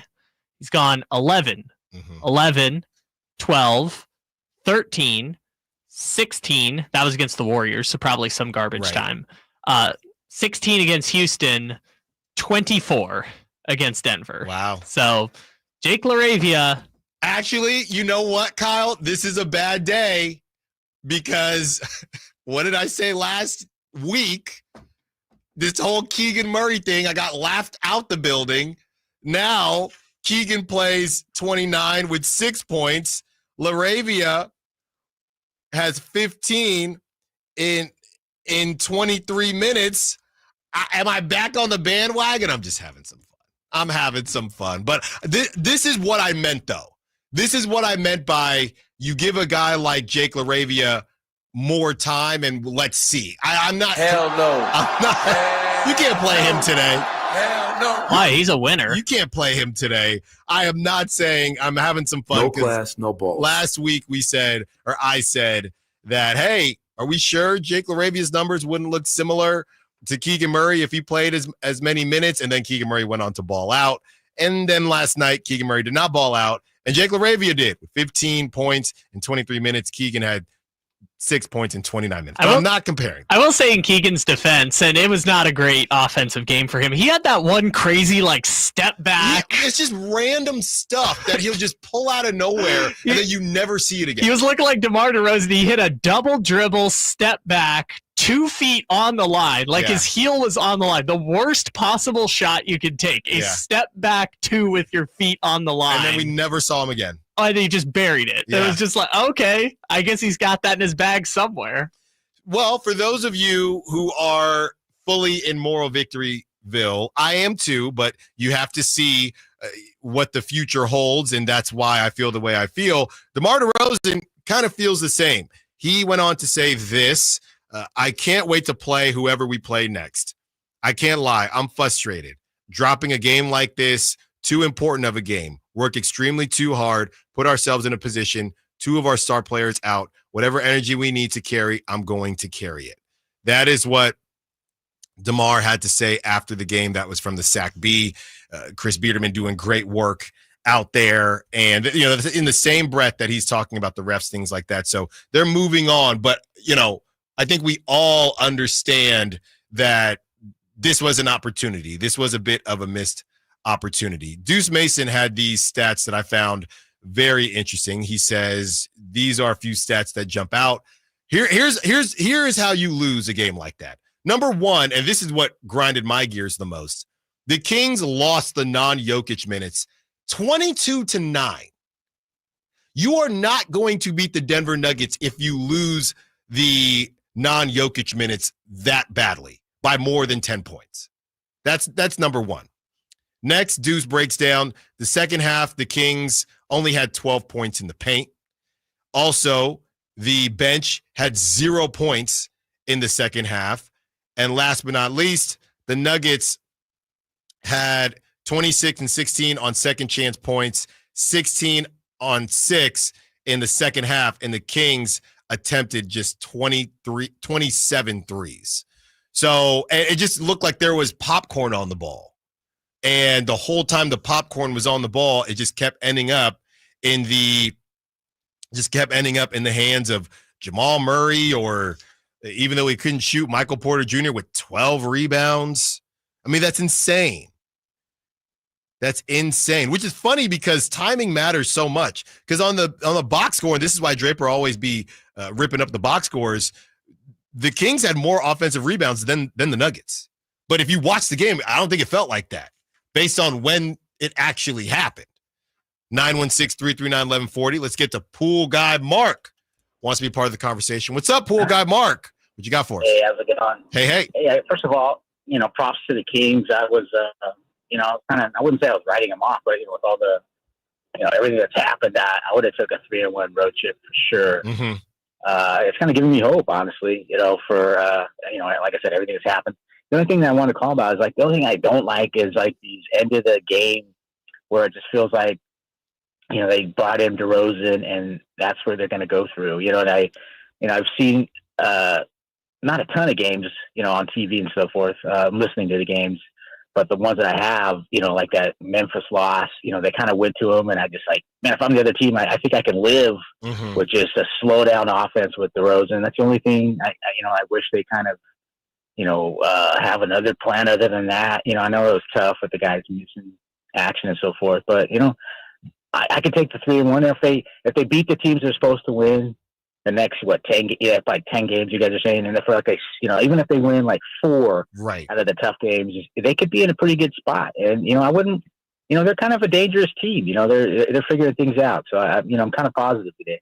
Thanks for the call, Pool Guy Mark. Enjoy your day. Don't get chased by any dogs. And here's the thing. This is why when people say, they talk about the 6 seed and things like that, I'm not saying that the Kings can't get the 6 seed. I'm saying all I care about, because I saw this yesterday, somebody chimed in and said, why are we talking about the teams below the Kings? We should be talking about the teams above the Kings. And that is a great that's a great way to look at it. I'm not saying that you shouldn't look at it like that, glass half empty, glass half full. I am just operating in a under the guise of safety. That's the only way I'm looking at this, okay? I'm just looking at this thinking, look, man, everything else is kind of gravy. You get the 6 seed, that'd be great. But what I'm thinking about is definitely don't get the 9 seed. So it's not me being pessimistic. Maybe it comes off pessimistic. I'm just trying to be as realistic as possible. And again, and I'll do it for the 18,000th time, they get the Spurs tomorrow. Then it's Clippers, Knicks, Warriors, Suns, Grizzlies, Cavs, Bulls, Bucks, Celtics, Thunder, Blazers, Magic, Pacers. Okay? And they do have, at the end of the season, they go at Cavs, at Pistons, and then they host the Nuggets, then they host the Clippers, then they host the Suns. So when you put it like that, 8 sounds pretty good to me. And I'm not saying that as any level of disrespect. They will have to play their you-know-what's off to get to the 6 seed. And maybe they will. But if they're going to play their you-know-what's off, we can't be talking about moral victories. Playing your you-know-what's off is beating a Nuggets team in Denver without Malik and Sabonis, which they were in position to do. They didn't get it done. Part of that is because of the refs. Part of that is because their offense is just a little stuck in the mud sometimes. And we'll talk about that stuck in the mud offense. A lot of people want to have this conversation, so let's do it. When it comes to DeMar DeRozan and his ISOs, is it the chicken or the egg? Allen Stiles, Tech 10 Sports. Friday night, Kings and Spurs. Game night with Scott Marsh and the high flyer Henry Turner starts at 5:30. Tip-off at 7. The Kings play here on Sacktown Sports. Sacktown Sports, 1140. Listen up, fellow Gen Xers. Elizabeth Banks here. The recommended age for pneumococcal pneumonia vaccination has been lowered to 50 and older, even if you're healthy. It's up to us to lead the way. We've done this before. Music videos, fanny packs, even the World Wide Web. Let's do it again and get vaccinated because we're at over 6 times greater risk for pneumococcal pneumonia. Gen X, this is our shot. Visit vaxassist.com and schedule a vaccine today. Sponsored by Pfizer. For 70 years, we've been known as the Humane Society of the United States. But as the challenges animals face have grown, so have we. We are now called Humane World for Animals. And with you on our side, we are going to end animal cruelty around the globe. Join us. Humane World for Animals. The end of animal cruelty.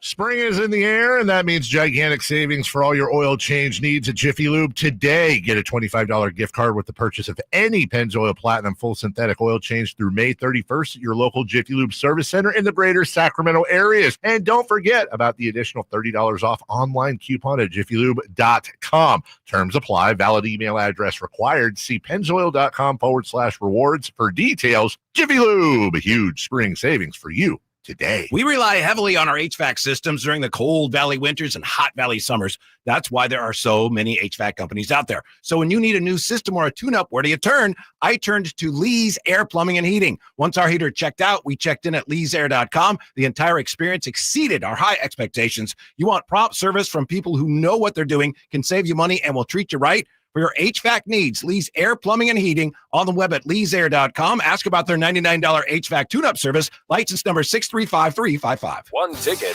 2 huge shows. The Sacramento Boat Show and the Big RV Show. Multiple dealers discounting all the best brands. Hundreds of wakeboard boats, fishing boats, and pontoon boats. Acres and acres of travel trailers, fifth wheel, toy hauler, and motorhome. And loads of ATVs, too. 2 shows, 1 massive event. The Sacramento Boat Show and the Big RV Show. On now at Sacramento's Cal Expo. Find discounts at 2hugeshows.com.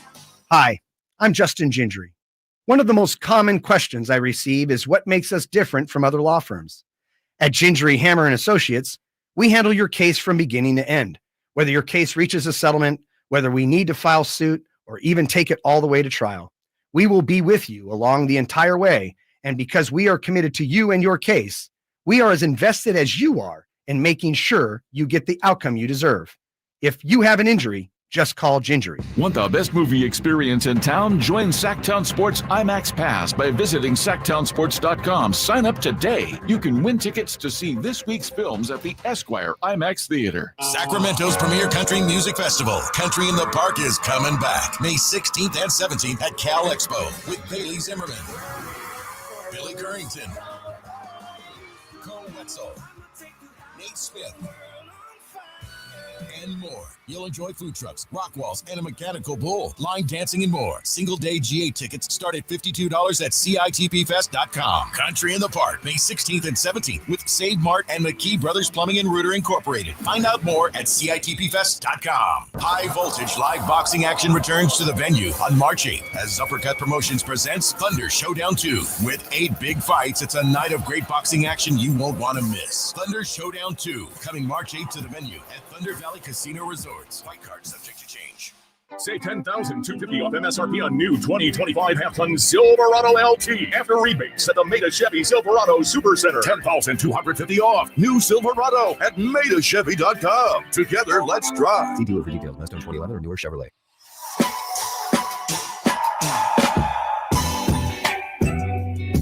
Allen Stiles You can join the show by texting 916-339-1140 on Sacktown Sports. Kyle brought up something I meant to talk about during the break. Just felt like a lot of blown fast breaks yesterday, and some were fouls that weren't called, but the most egregious in the first half too. There were a couple where Zach, he missed a layup. He thought he got fouled. Obviously, we talked about the DeRozan one. But that bizarre play where Keon was on a fast break, and he's just going up the lane, and Zach decides to just sprint to the corner. But it wasn't really the corner. It was like the wing plus corner spot. Maybe he thought that, hey, give me the rock. I can shoot a three, and Keon, you'll probably get the rebound. By the time that happens, other players are down the court. Just go. I don't know. And this just still getting used to playing with each other and understanding each other. Why isn't that just go for the alley-oop there? So in Zach LaVine's defense, in the modern NBA, I put modern NBA in air quotes because this has kind of been like 10 years now. When you have a 3-on-1, one person run to the corner because the corner three is the best shot other than the layup. And if you have a 2-on-1, you'll either get the layup or you can kick it out, spray three. That's the next best shot. On a 3-on-2, you also do the same. You have two people go to the basket, one person spray to the corner. On a 2-on-1, just throw the alley-oop. Just throw the alley-oop. Yeah, it's fine. Keon could have thrown it over Christian Braun and LaVine could have whammed it. From what it looked like, Keon thought that was what was going to happen. And then Zach runs away, and Keon is thinking, okay, I got to try to score this. And it was just terrible. That's just a game circumstance mishap. Because if that were a 3-on-1, totally fine. Right. You can still shovel it to, if I remember the play correctly. So if we're watching the game from the far base, like Keon's running closest to the TV camera and LaVine's running from furthest away. If there was someone coming right down the middle, it's fine because Keon can just shovel it to that person. But I do think that might have been part of the problem, and I don't want to spend too much time on this singular play, but it was a ridiculous play. Keon wasn't that far on the left side. He was kind of in the middle, which maybe Zach thought, there's not a lot of space here for me, because normally, if you're the dunker, you point up and say, give me that thing. But I think Keon was pretty much in the middle of the court. So Zach may have thought, I don't really know where to go. If Keon is more so on the left side, obviously they have more space to throw the alley-oop. Either way, one of the worst executed fast. I mean, there was multiple in that game. Oh, yeah. And then at a certain point, Keon sees he's going away and he commits to going up. But by that point, Braun's in defensive position. Right. So that was a complete mess. And Dwayne on the Sack chat is saying Keon will know next time that's what Zach will do. Guarantee it won't happen again. Zach is not Monk. I don't know, man. I think normally Zach is that guy. I mean, he's a slam dunk champion. His nickname is Flight 8. I think it was just kind of a brain fart on both ends, to be honest. I think Keon should have been further away from the center, and I think Zach should have probably just said, just give it to me anyway. Yeah, it's one of those where it's just a misunderstanding of circumstance, because if you're Zach, you don't want to clog the lane, but I was just watching it from home and I was like, oh, Zach's going to dunk it. And I think Draper said on the broadcast, like, oh, Zach, there was a chance Braun could have gotten into position and swatted it away. He can get up too. Draper mentioned that like in the moment. And I was like, oh, that's an astute observation. Because in my mind, I was like, they just blew that. Yeah, that's a good point. Because Braun, he's put people on posters. And to Dwayne's point, I think the whole thing is, hey, well, Keon knows that Malik is not going to run to the corner. He might not know that was even an option, or Zach LaVine would even think to do that, regardless of whether he's in the middle or not. I'm also going to say this before two people text in. I know his name is Christian Braun. He wants to be Brown, but it's spelled Braun, so I'm going to call him Braun. That's how the English language wants it to be. I'm going to, if someone says that's not how it works, Kyle. If someone says this is how you pronounce my name, you say, okay, well, this is how you pronounce it. I agree with you 99% of the time. He's just wrong. What went wrong for the Kings in the fourth quarter? They got outscored 32-17. And like we said, it was just a tough go. DeRozan and LaVine Kings in the fourth quarter, 1 point. 0 for 6, 0 for 1 from 3-point range. The Kings fouled 7 times. And I don't know. Yeah, maybe half of those fouls shouldn't have happened. And that's a big deal, right? Leading to 13 Nuggets free throws. And Kyle, we have the sound from Jake Laravia on the fourth quarter. Let's get to it. Yeah, I think it just got stagnant a little bit, like you said. Wasn't really flowing like it was the first 3 quarters, and then had to shoot some like late shot clock shots. Had some turnovers there late that didn't really help. yeah, we just kind of went away from what was working for us the first 3 quarters. We fought hard. We played hard. Thought we guarded Jokic as best as we could. We were physical throughout the whole game. Credit to them. They hit some shots. A lot of the guys that we were playing off of a little bit, trying to help on Jokic. But yeah, we'll learn from it. We'll get better, and we'll move on. 1 point for not just the bench. They didn't even score in the second half. 1 point if your name was not Zach LaVine or DeMar DeRozan, which I'm not even that upset with if you win. The problem is the timing of everything and Zach LaVine not getting going until the game wasn't over, but not getting going until they were chasing. That's how I'll say it. The other stat is if you take out DeRozan, I think it's 2 for 12 from the field for the non-Zach LaVine Sacramento Kings. Yeah. It's not like DeRozan killed it in the fourth quarter. No. And here's the other thing. As we start the chicken or egg conversation with DeMar, 916-339-1140. Is it too much DeMar? But are we seeing too much DeMar because other guys haven't stepped up? When I watch the game and DeMar is doing his thing and he's in his bag and also making threes, right? He's making threes. It's not like it's just a bunch of 2-pointers. I don't necessarily have a problem with it. I think in the fourth quarter, though, everything changes. The fourth quarter is basically, and I know one of my favorite words is microcosm, but the fourth quarter is basically a microcosm of the playoffs. And then you have the fourth quarter in a playoff game, which is a completely different world, right? So what works throughout the game does not work all the time in the fourth quarter if you can't keep that connective tissue, and the Kings could not do it.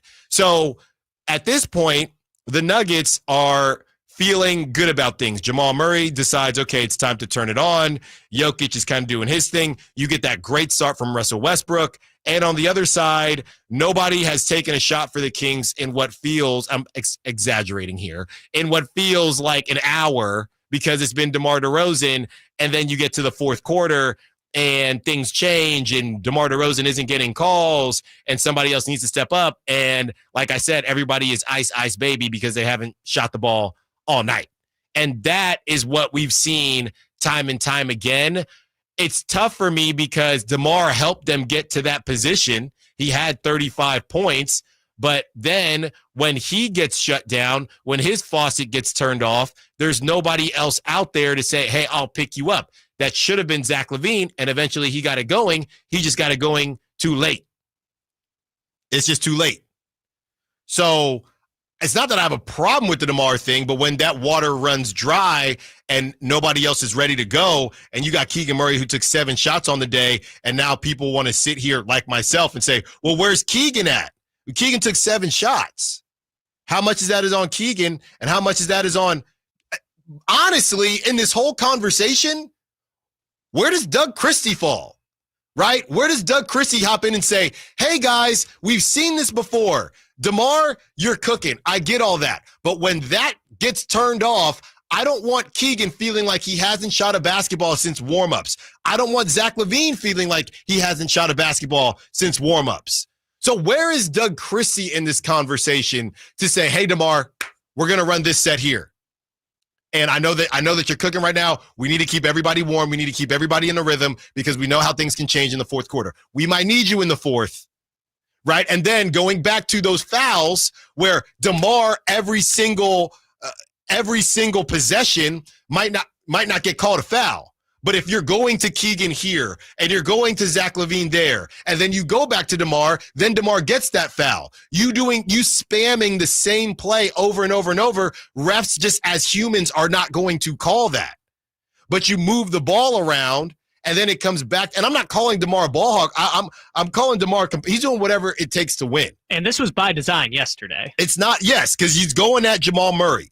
But this goes back to, funny enough, from the highest level of basketball to the lowest. We've all been in those games where there's that crazy mismatch and you obsess over that mismatch and the team either just lives with it or makes an adjustment, and now it's Allen in the corner who hasn't shot all day or whoever, and now it's game point. And that's what happened last night because nobody else was a part of the mix because they were just obsessing over beating Jamal Murray, who, by the way, was still zeroing it out because he was scoring on the other end. We're over time. Let's keep the conversation going. Chicken or the egg with DeMar DeRozan. Too much DeMar, or is there too much DeMar because other people need to step up?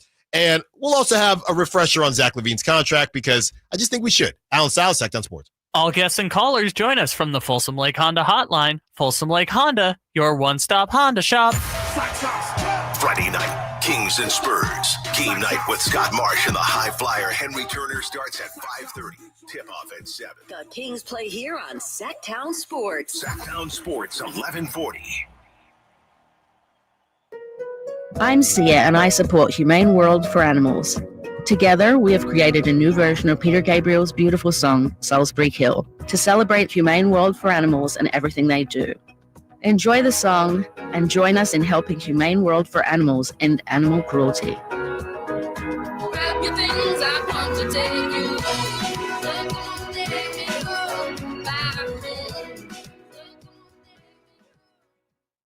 Welcome to AT&T. How can I help? Hey, I thought I could trust my twins with my phone, but they outnumber me, man. Oh, that's a lot of glitter paint. Let's trade lives.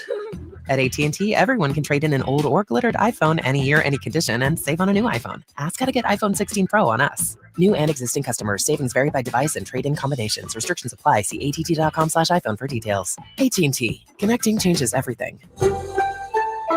This is the story of the one. He's responsible for keeping a leading healthcare facility clean and safe. And he trusts Grainger's high-quality HVAC cleaning and safety products, combined with their world-class supply chain, to consistently deliver, ensuring he's covered inside and out, so he can focus on keeping his facility clean to help protect the health of everyone inside. Call 1-800-GRAINGER, click Grainger.com, or just stop by. Grainger, for the ones who get it done. Jackson Hewitt wants you to save money on tax prep. We're saving money by having our intern rap in this commercial. Don't stress. Jackson Hewitt's got expert tax prep, $149 or less. Yo, some tax guys lie about price. They got hidden fees. That ain't nice. Don't ignore MC Kevin's rhyme, because this deal's for a limited time. $149 for tax prep that's $149 or less. Hurry into Jackson Hewitt today. No cap. Limited time offer for new clients on federal returns. Participating locations only. Terms at jacksonhewitt.com/149. So many things, big and little, make you uniquely you. Your hobbies, dreams, careers, family, and more. Addiction to drugs, including opioids and stimulants, can strip these away from you. Recover your life.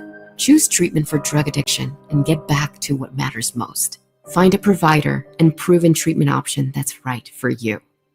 Recover you at choosechangeca.org. It's what you wait for all week. The three-pointers, the rebounds, the thrill of every shot. Win or lose, it's the hope that keeps you coming back. The dream that this time, it might be your year. And so you represent with anticipation and with pride. Because when the pressure's on, your support is everything. That's why the NBA Store is here to support you. Check out the largest selection of official NBA gear at NBAstore.com.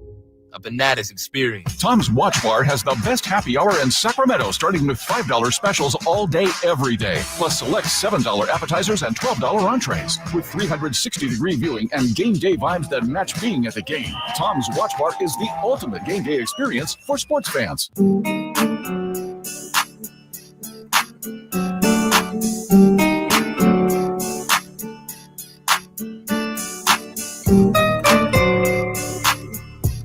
You're home for Kings Talk and so much more. Live and local. Allen Stiles on Sacktown Sports.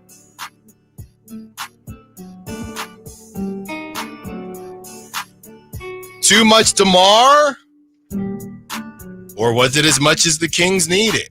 And if it is as much as the Kings needed, that says something about the rest of the squad. Obviously, you're missing Malik Monk and Domantas Sabonis, but I still think you had a good opportunity there. Zach LaVine, Jonas Valanciunas, you get the 15 from Jake Laravia. You know, going back to This is from the 408 too. The Keegan Murray conversation just never ends. And trust me, we're going to get to Zach LaVine too. Because the 408 says, have we already talked about, this is 5 minutes ago, have we already talked about Keegan scoring 6 points in an important game? Can't count on him. Well, here's something to remember, 408. And I know everybody only cares about offense. Who is Keegan Murray? Kyle, can you remind me, who is Keegan Murray guarding for 80% of the game? Let me think for a second. Would that be the 3-time NBA MVP? Like, I don't understand how Keegan is getting smoked today. I really don't. Why has nobody said anything? I've had one text on Zach LaVine and 4 texts on Keegan Murray. What is that? And why is that?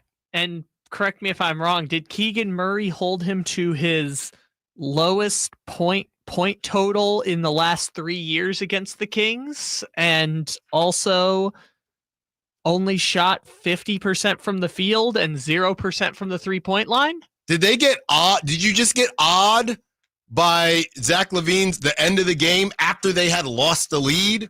Oh, and I'm sorry, did DeMar DeRozan take, let me just check my notes here, literally the most shots he's ever taken in a non-overtime game in his entire career last night? 32 shots. Yes, yes, he did. 32 shots. And Keegan is guarding Nikola Jokic. But that's the guy. And I know it looks bad on the box score, but watch the game. Watch the game. He's guarding Nikola Jokic. You should be able to, you did survive. You didn't need Keegan scoring. What you needed is for Zach LaVine to make those threes before you're chasing the Nuggets. That's what you needed. And I know we're doing whataboutism a little bit there because Keegan didn't take the shots. It wasn't that Keegan was bad offensively. It's that Keegan was complacent in shooting, which is fine because, again, DeRozan took 32 shots, but to give the texter a little bit of credit, if Laravia is taking 10 and Keon's taking 9 and Valanciunas is taking 14, why is Keon 6th on the team in shot attempts? To me, I look at this and I say, I look at this and I view it as production from position, which isn't perfect. But I look at this and I say, Jake Laravia went for 15, which nobody saw coming. While so Jake Laravia essentially, in my opinion, took care of Keegan Murray, his scoring, and I know it's not the same. I know it's not the same because it's first half or second half, but Jake Laravia gave the Kings 15. Meanwhile, Keegan Murray was guarding Jokic, and I know Jake Laravia also guarded Jokic, but between them, they got to 21 points, which I think most of us would take on a day like last night. And you get 35 from the bars. It takes 32 shots. Again, the glaring issue to me was when you're missing Jonas Valanciunas, no Domantas Sabonis. He took care of that. He took care of the Domantas Sabonis production. Keon Ellis gave you a lesser version of Malik, but not terribly lesser. Zach LaVine scoring all of his points at the end of the game. That's the glaring thing for me. Not Keegan Murray. And I've been hard on Keegan Murray, but not Keegan Murray. Well, not last night. I also don't know if it's just Zach LaVine scoring all his points at the end of the game. It's him scoring 12 of their 17 points in the fourth quarter, or I think it was 10 of their 17 points because he had a bucket right before the end of the third. Yeah. But that's the tough part of like the first 3 quarters was just all the DeMar DeRozan offense, right? DeMar took 15 shots in the first half. Yeah. He took 15 shots in the entire Mavericks game. We talked yesterday so much about like against the Rockets and against the Mavericks, they were winning by offense by committee. And then they came into today and said, offense of DeMar DeRozan. DeRozan's the first option, the second option, and the third option. And I'm not saying he ran out of gas at the end of the game, but they played him 42 and a half minutes. He hadn't played that many minutes in a regulation game since the first game of the season when your legs are completely fresh. So they ran him all the way through that game. And obviously it's unsustainable. They aren't asking him to do this every night, But Doug came into the game and said the game plan is we live or die by DeMar DeRozan scoring. And it probably affected Zach LaVine in some ways, but it was the strategy they chose. And we kind of called this knowing there was going to be no Malik out there. And by the way, there is a victory lap to be taken as far as Malik Monk and those out there kind of poo-pooing Malik Monk as a point guard. Yeah, how did it look last night? Okay, Malik Monk is incredibly important, and I view him, he's not the best point guard in the world, right? He's still getting better at being a point guard at a higher rate, right? And doing it more than he was previously doing it with De'Aaron Fox. So I'm not calling him Chris Paul and it's on the Hornets. Don't get me wrong. But you watched that game last night, and Carmichael Dave, not to come down his road, but Carmichael Dave wanted to have the Keon conversation last night about Keon starting. That's not what I saw last night. I did not walk away from that game thinking Keon needs to start because they lost the game. Because at the end of the game, it was a chuck fest. So I don't even know if I'm talking more about the start of the game or just closing the game. We can have that conversation, and you could start. Honestly, you could start Keon if you want. I wouldn't do it, and I've been very vocal about that. But to me, what I walked away from last night is thinking, yeah, Malik Monk is a good point guard. He hasn't been playing fantastic, but you watch this team with no point guard, and again, everyone that's allergic to driving the basket. I'm not talking about fast breaks.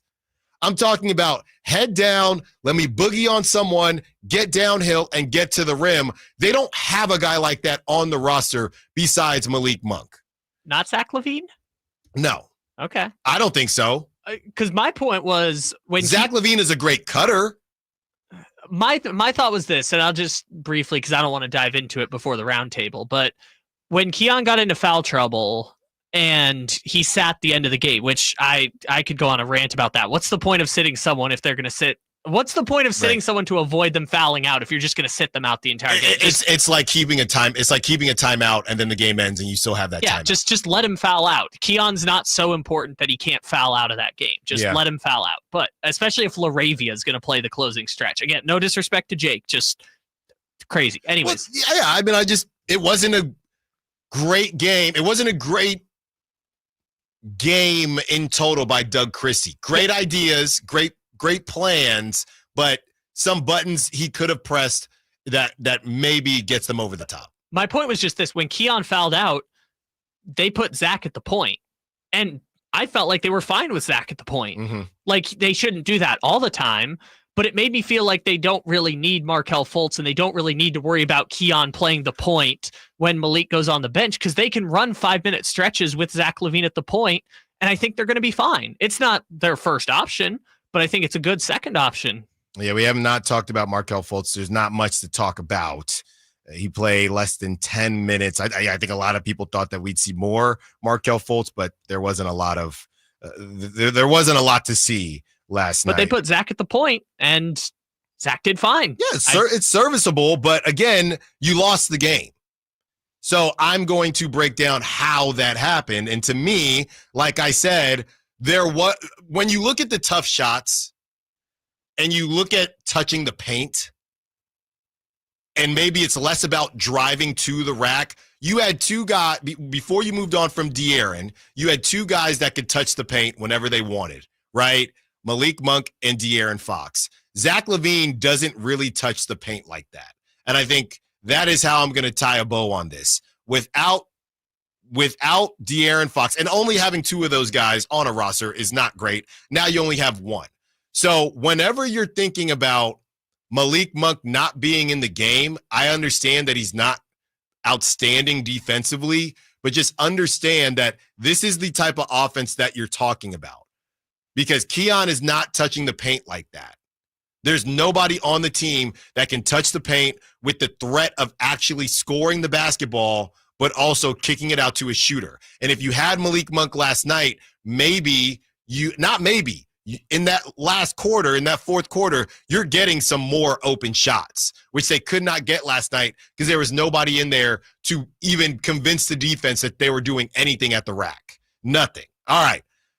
The round table comes up when we return. Chris Watkins, Frankie Cardicelli, Brendan Nunez. Where are they at with the guys on their moral victory scale? Allen Stiles, Sacktown Sports. Friday night, Kings and Spurs. Game night with Scott Marsh and the high flyer Henry Turner starts at 5:30. Tip-off at 7. The Kings play here on Sacktown Sports. Sacktown Sports, 1140. Get in the zone, AutoZone. Welcome to the A to Z savings event at AutoZone. What are you working on today? Yeah, I need to change my oil. I want to get a full synthetic oil. How about Pennzoil Platinum? It's the only oil made from natural gas. Sounds great. How much for an oil filter? Oh, that's free. What? The filter is free with the oil. Free? Really? Really, free. It's just part of our A to Z savings event at AutoZone. Get in the zone, AutoZone. Restrictions apply. This is the story of the one. As a quality technician in a food processing center, she knows that making the right call is the best way to avoid a recall. That's why she trusts Grainger's world-class supply chain to deliver the high-quality supplies she needs to help keep her production line, her equipment, and her customers happy and healthy. Call 1-800-GRAINGER, click Grainger.com, or just stop by. Grainger, for the ones who get it done. What sets Ashton & Price apart from other injury law firms? I'll tell you. From beginning to end, all important legal decisions are made directly between our clients and their experienced local attorney. A gate agent flying the plane, the receptionist performing surgery, not a chance. There's simply no substitute for the unique power of the direct attorney-client relationship offered by Ashton & Price. And there's never a fee until we win, and between you and me, we win a lot.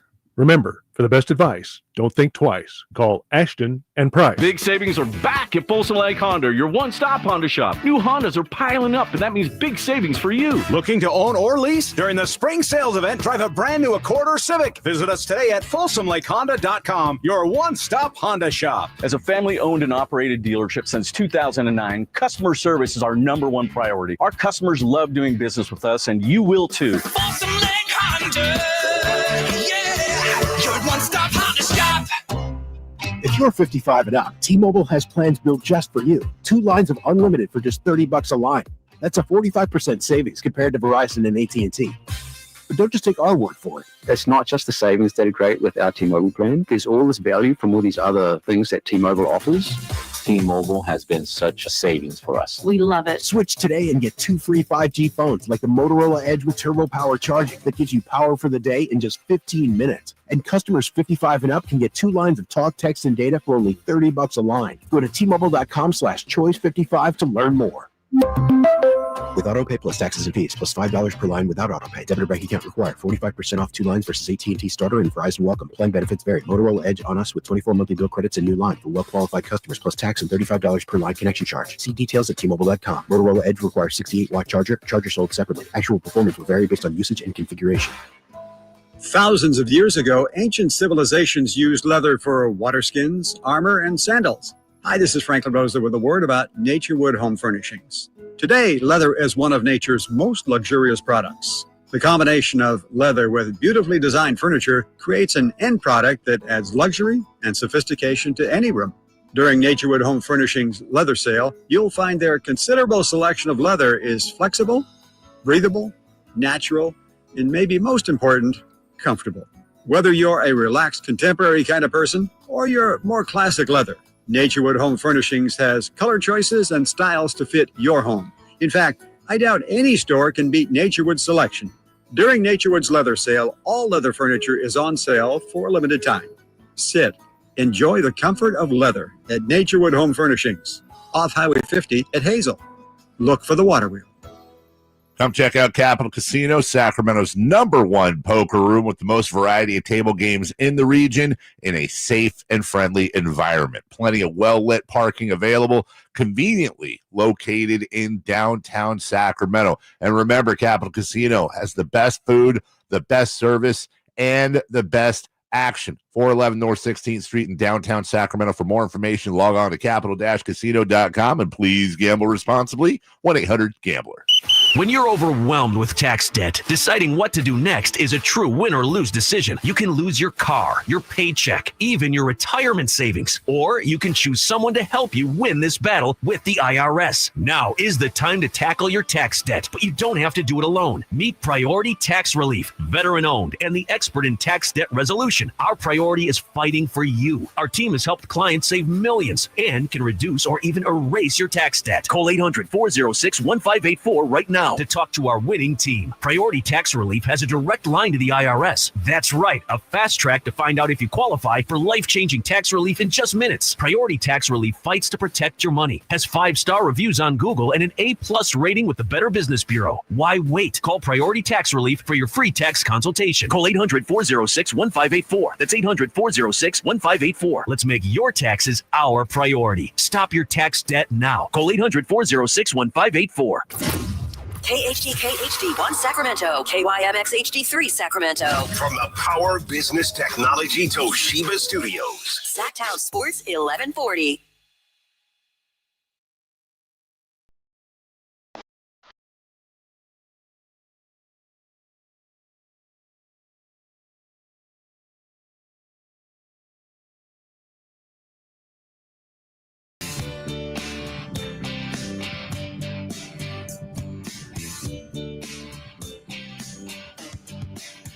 Allen Stiles You can join the show by texting 916-339-1140. on Sacktown Sports.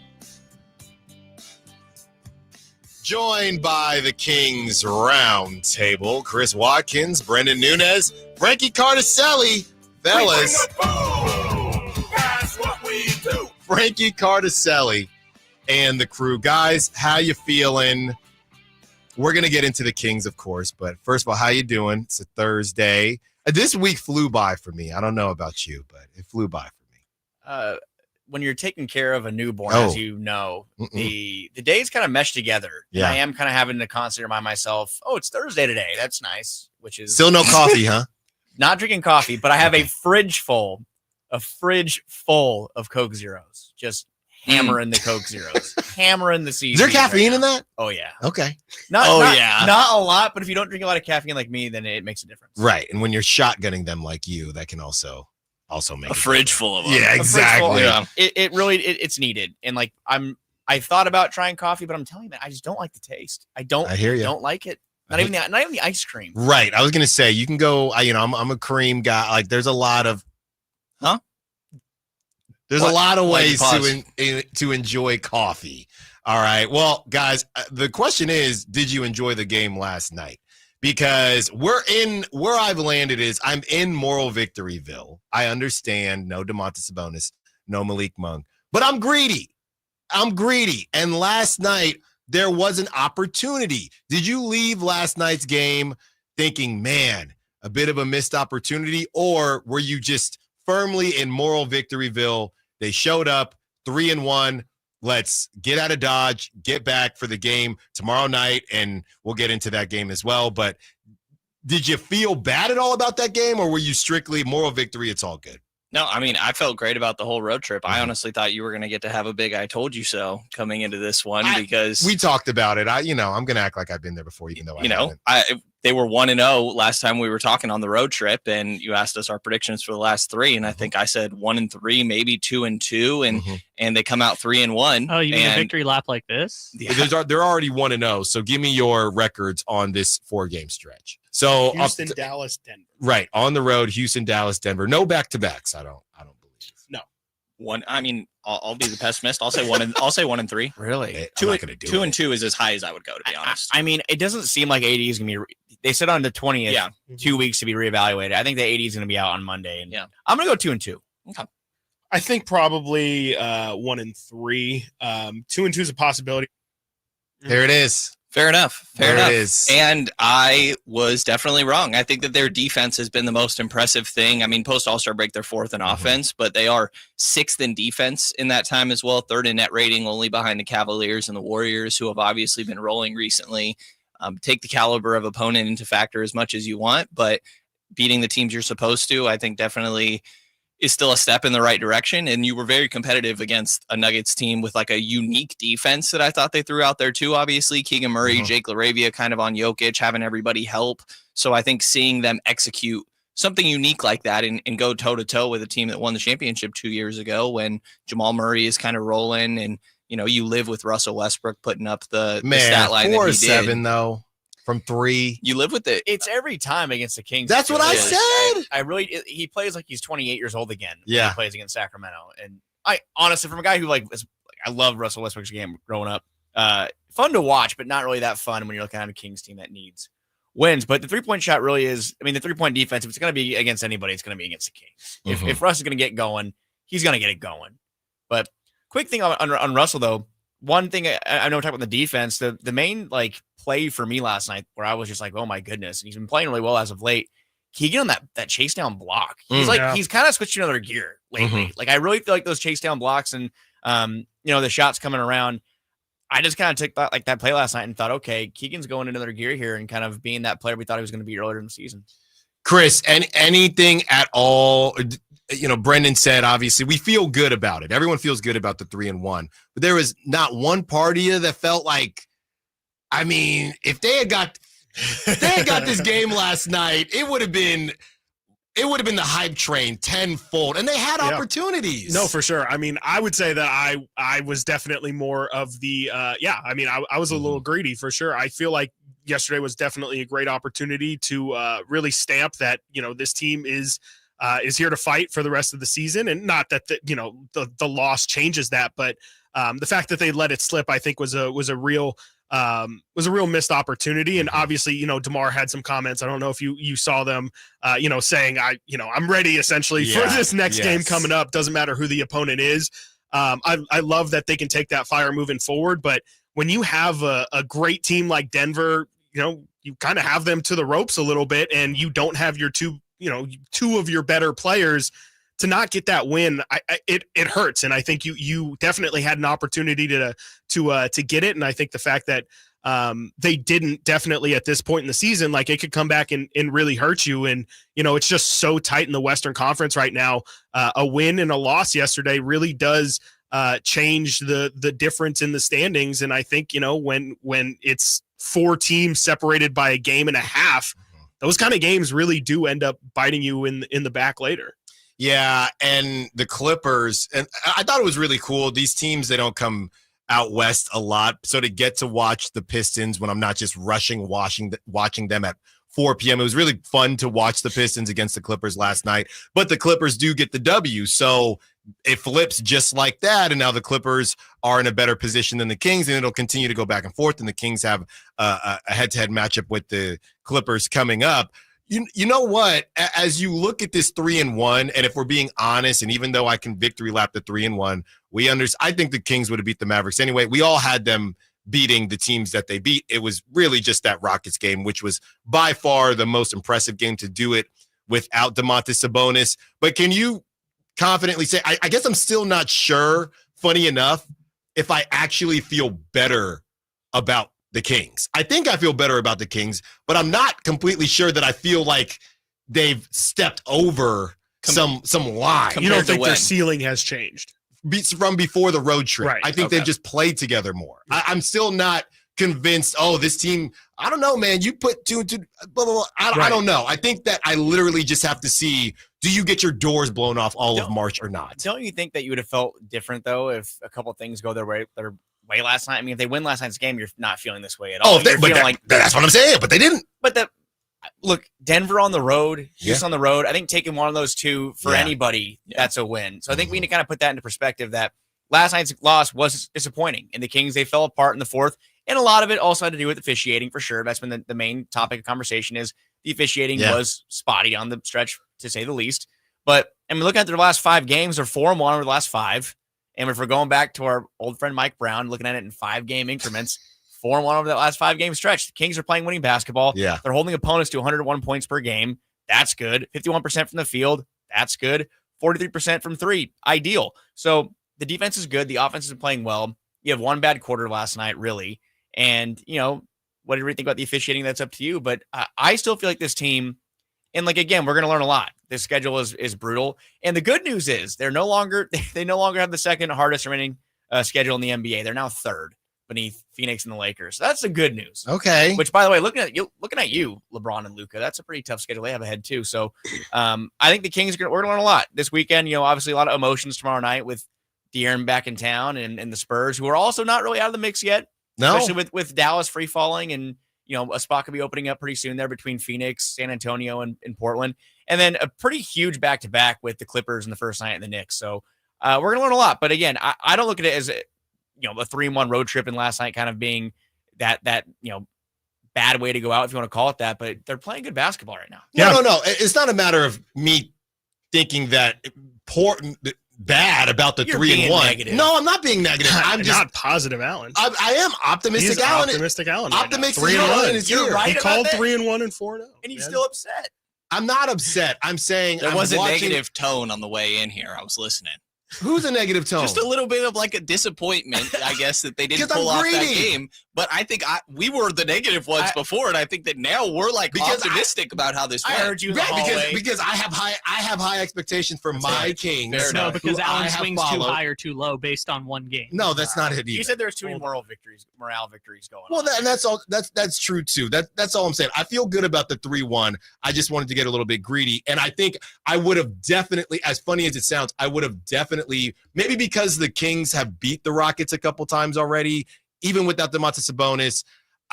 Me personally, I always thought they had a chance, so that's why it hasn't swayed me that much. If they won last night, that would have had me off the walls like Frankie off the Coke Zeros or whatever it is. Chris, what were you going to say? I was just going to add to Frankie's last 5 game points. I looked it up before we got on. Offensive rating the last 5 games, they're third in the NBA, first in the NBA in defensive rating, 103.9. OKC is 105.9 for the entire season. So they're playing insane defense right now. But to me, I mean, frankly, I'm more on Allen's side where I haven't changed how I feel about this team in terms of their ceiling.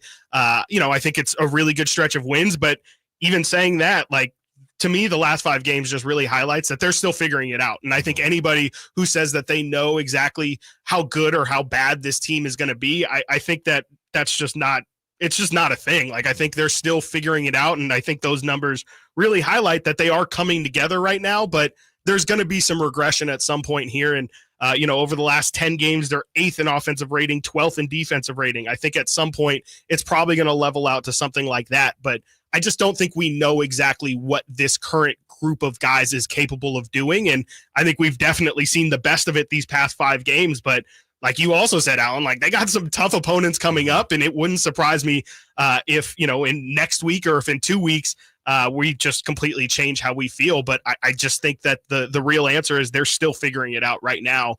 And I think right now is where you could say they're hitting their stride. If you look at who they have coming up next, I think the Nuggets game, and we'll move on. And like I said, I'm in moral victoryville. It just, I feel greedy because if they get that W, that gives them a crazy amount of confidence going into the rest of March. I think they still have it, but if you get that W without Malik and Sabonis, you really feel like you can beat everyone. I still think Doug will have them feeling like that, but it is what it is. We move on 3-1. I called it. Great on them. We move forward to better on you, though. That's right. The meat of March Madness coming up for the Kings. Do the guys agree with me about the stagnant Kings offense? Too much DeMar or not enough? Allen Stiles, Sacktown Sports. On the move? Got somewhere to be? Take Sacramento Kings basketball with you. The Sacktown Sports app will let you stay connected to your passion. Never miss a moment of Sacramento Kings basketball with the Sacktown Sports app. Bombas makes the most comfortable socks, underwear, and T-shirts. Warning, Bombas are so absurdly comfortable you may throw out all your other clothes. Sorry, do we legally have to say that? No, this is just how I talk, and I really love my Bombas. They do feel that good. And they do good, too. One item purchased equals one item donated. To feel good and do good, go to bombas.com/radio and use code radio for 20% off your first purchase. That's BOMBAS.com/radio and use code radio at checkout. Something amazing is happening. Technology is working harder, faster, and more reliably. It's delivering results that work. But who makes technology work? CDW. We're a full-service technology solutions provider, advising our clients and designing customized solutions so they can reach their goals and do amazing things. CDW. Make amazing happen. Find out more at cdw.com.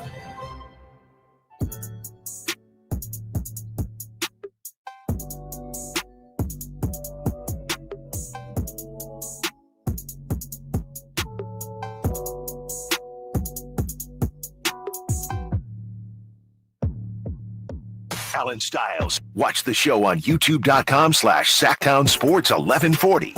Or listen on the Sacktown Sports app.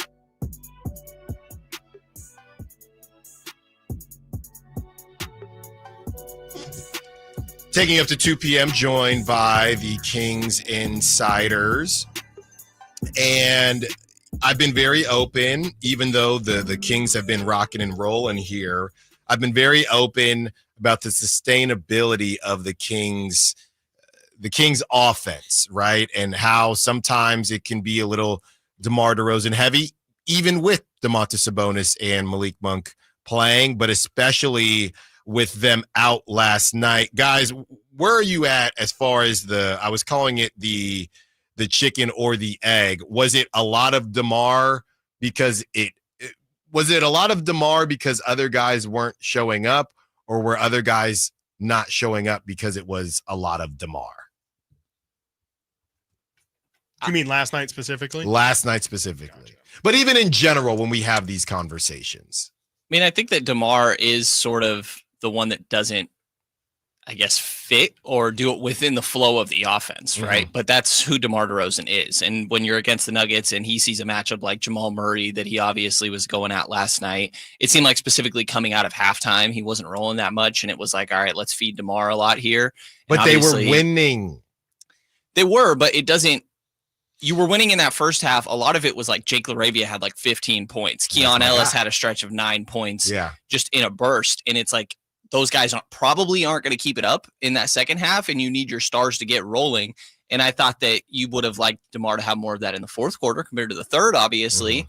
Mm-hmm. But I think it makes sense there's going to be certain nights where you want to feed that mismatch. And I thought that he was effective in taking advantage of it. It was just that fourth quarter, it got a little messy, I think, for the Kings in general. Turnovers, and Denver is one of the best, if not the best, transition team. So I think it's, it doesn't really answer your question, but in my mind, it's kind of what you sign up for with the DeMar DeRozan experience. Yeah, I mean, especially when they're down bad as much as they were, right? Like, right. I mean, they don't have Malik, who's their primary ball handler. They don't have Sabonis, who's kind of their, you get stuck. You just kind of throw it to the big man at the top of the key, and, you can at least work around him or reposition or something. Like, when you don't have those two really big focal points of your offense, the offense is going to look ugly. And I think it's kind of a miracle, frankly, that it looked so good the first half. Like Brendan said, like, you got lucky that I shouldn't say lucky, but you got fortunate that Jake Laravia, had the first half that he did, that Keon had the first half he did, because frankly, when you don't have your main point guard and the guy who has the ball probably the second most in his hands, like, you're going to have a lot of really ugly isolation, slowed down basketball, and that's DeMar DeRozan's calling. And, looking at the numbers really since the De'Aaron trade, DeMar's been the team's leading scorer point blank period. And even since Doug took over, it's been DeMar's show. So it kind of, I guess, should be expected. Like Brendan said, it kind of comes with the territory especially when you're down as key pieces as they were down last night. Post All-Star break, 24.5 points for DeRozan, leading the team in shot attempts as well, 17.5, 2 more than Levine there, 48% from the field, 48% from three, and 94% from the free throw line. Yeah, I feel like it's not really that much of a problem, in my opinion. Like, again, like when you have DeMar DeRozan, that's what you sign up for. And I tweeted a couple of games ago that I think it was in Dallas that he was kind of going through a little bit too many ISO situations, and that's just kind of his game. And I had to kind of remind myself about that. Okay, like, what else is he going to do? He is a guy who can move the ball around. He was, I think, 5 assists per game last year, and this year he's maybe a little lower, but 5 assists per game since De'Aaron's traded. Perfect. So like, he has that in the bag. But like you guys are pointing out, I mean, at a time where Malik, who right now is their third now with Levine here, scorer, Domas, who definitely has been, a near 20-point per game scorer all year, that kind of puts a little more weight on DeMar's shoulders, and he kind of has to see those field goal attempts go up and see those shot, making opportunities go up as well. And Like last night, the 3-point shooting finished 4 of 6. I mean, is he someone that's a 3-point shooter for his career? Not really, but 36% this year. I mean, that's he is now. That's one of the more like underlying like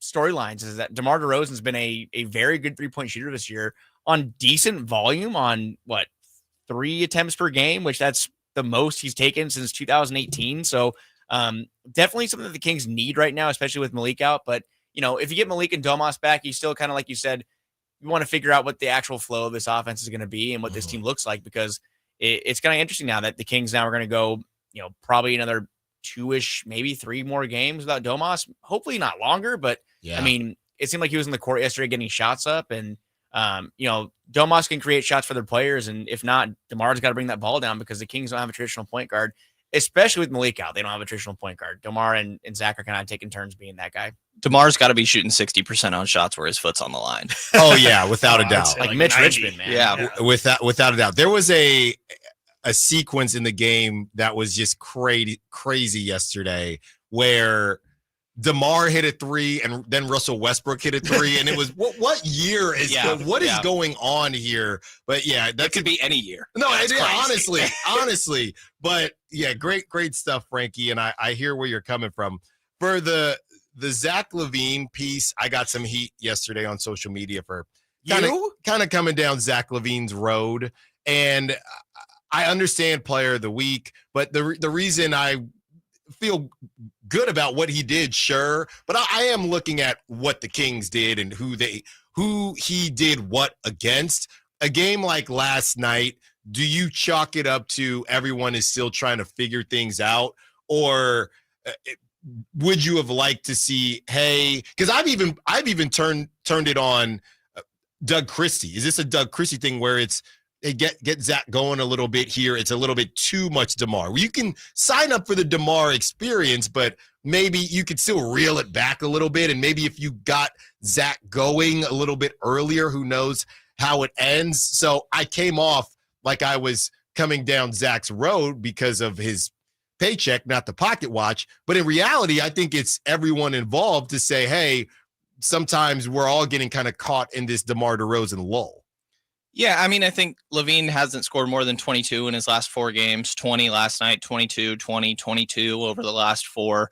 I think that you're seeing him be a little bit more of a playmaker with no Malik Monk. I thought specifically that he was maybe overemphasizing how much he was trying to get his teammates involved. I thought that there were aspects of like, oh, that pocket pass was nice, and certain like, oh, maybe there's a little bit better passing than what I initially thought from Zach LaVine, but he's out there to get buckets when it comes down to it. Right. And like, especially at the start of the 4th, end of the 3rd, I guess DeMar had most of that 3rd quarter, but start of the 4th, that was like, terrible. All right, you need Zach to get going. That here. Was terrible. And he wasn't, he wasn't able to get it going. I think part of that is not quite catching a rhythm beforehand and just waiting to just, flip the switch is not always the most reliable way. I think obviously it's easier when guys are able to get a rhythm a little bit earlier in the night, but I think it's, you don't want to just say it's okay to lose games because of there's an adjustment still going on, but I think that's part of it. And again, I feel good about what they did on the road trip, even that loss to Denver, but it felt like specifically with no Malik Monk out that Zach LaVine was trying to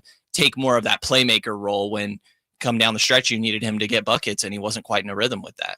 Yeah, I mean, I definitely think there's a lot of that too. I mean, looking at it, DeMar took 32 shots yesterday. That's insane. That's crazy. 35 points, yeah, but on 32 shots, I don't think anybody would celebrate that. And I think some of it is DeMar was really hot through 3 quarters, but I kind of laughed while Brendan was talking because sometimes when I watch Zach, especially, obviously since he's joined Sacramento, I just see like moments where it seems like he's going through PTSD watching DeMar dribble a little bit. And he's like, all right, like, I went through this for a couple years and then I just had this half season where DeMar was gone, frankly, and I was cooking. Like it was my show in Chicago. Yeah. And I feel like sometimes DeMar gets into that mode where, DeMar's been with the team all season. If Monk and Sabonis are out, DeMar probably has a little bit more authority to kind of say, all right, this is on my shoulders. But I think I've seen it not necessarily in games where DeMar's, shooting 32 times, but just in general, you get those isolation DeMar possessions, especially in the 4th quarter.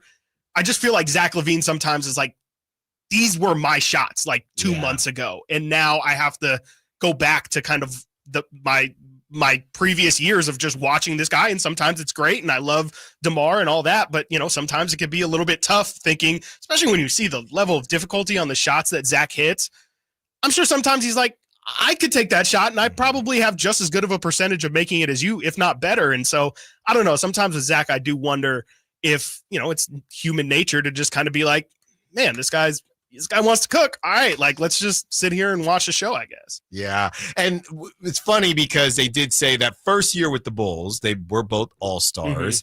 And then after that, the injuries came. So and they had Lonzo. They had a real playmaker. That's right. And part of this is Malik isn't the answer. You need a mediator. It's like having Kobe White as your point guard. Right. You know what it is? It's similar to these debate shows, like a First Take. You need a mediator. Yes, right? Sure. You Skip Bayless and Stephen A. You need Molly or Kerry Champion to say, hey, you shut up, you keep talking. And without that, it's just kind of a mess. And again, there's no real answer to that on this Kings just team. Yelling at each other. Yeah, essentially. No, but hold on, Molly, before we go to break. Right. And that's why I partially yesterday, when it's announced that Malik's out, I'm like, I don't know. Do you go with the direction of Markelle Fultz? But no. But now we need to. But he's not the answer either, obviously. Brendan, and I'm glad you brought that up, Kyle. We're gonna have some fun on the other side. Obviously, Keon was the right answer. Oh no! Don't start now. We're gonna talk starting lineup on the other side. Down south side, down forward. With Progressive, it's easy to reach customer service with our app, website, chat, or by phone. Because when getting help is hard, it's not help at all. A little help. A little help over here. Thank you for calling Bench Press Assistance. What? Due to excessive gym volume, all available spotters are currently lifting heavy weights off the chests of other bench pressers. Seriously? Please continue to hold, and we will remove the barbell from your chest in the order in which your cry for help was received. Getting assistance should be easy. With Progressive, it is. Progressive Casualty Insurance Company and Affiliates. This is the story of the one. As a quality technician in a food processing center, she knows that making the right call is the best way to avoid a recall. That's why she trusts Grainger's world-class supply chain to deliver the high-quality supplies she needs to help keep her production line, her equipment, and her customers happy and healthy. Call 1-800-GRAINGER, click Grainger.com, or just stop by. Grainger, for the ones who get it done. And now a brief history of the garage door. Garage doors could date back to 450 BC when chariots were stored in gatehouses. Here in the States, they became a thing around the start of the 20th century. You could find a float-over door in a catalog way back in 1906. National Garage Door has been around since 1974. They're family-owned and operated, so you can trust them to solve any garage door issues you may have. Squeaky door, malfunctioning door, or a need for a new door, which is what prompted us to give them a call, 916-638-4554. At National Garage Door Service is their number one priority. I've witnessed that commitment in my own home, certainly in our garage. National Garage Door sells quality Rainer-branded garage doors. They are the nation's BSE broken spring experts. So if you have a garage door that looks and sounds like it dates back to 450 BC, National Garage Door can help, whether it's a garage door tune-up, repair, or replacement you need. They'll take care of you at National Garage Door, 916-638-4554. That's 916-638-4554. National Garage Door. One ticket, two huge shows. The Sacramento Boat Show and the Big RV Show. Multiple dealers discounting all the best brands. On now at Sacramento's Cal Expo. Find discounts at twohugeshows.com. Hey, it's Carmichael Dave for my good friends at American Energy. It's cold, and American Energy wants you to stay warm and make sure your system's operating safely. Here's the deal. A $49 tune-up inspection, which is regularly $119. That's a full safety and duct inspection. But guess what? If your system's over 10 years old, the tune-up is on them. That's right. It's free. Give them a call right now. $50 off your first recommended repair. And if you need a new furnace, half off the price of a new unit. Oh, by the way, breaking news. They're hiring right now. Here's the deal. They'll train you. Full benefits, generous incentive-based pay. Just call today for more details at 916-520-9990. That's 916-520-9990. Not only great deals from American Energy, but possibly a new career for you. Check them out at theaeway.com for an instant quote and tell them Carmichael Dave sent you. Call 916-520-9990 now. High voltage live boxing action returns to the venue on March 8th as Uppercut Promotions presents Thunder Showdown 2. With 8 big fights, it's a night of great boxing action you won't want to miss. Thunder Showdown 2, coming March 8th to the venue at Thunder Valley Casino Resorts. Fight card subject to change. Meda Chevy saves you $8,000 off MSRP on new 2025 half-ton Silverado LT and RST after rebates. Year-end savings on now with $8,000 off new Silverados at MedaChevy.com. Together, let's drive. See dealer for details.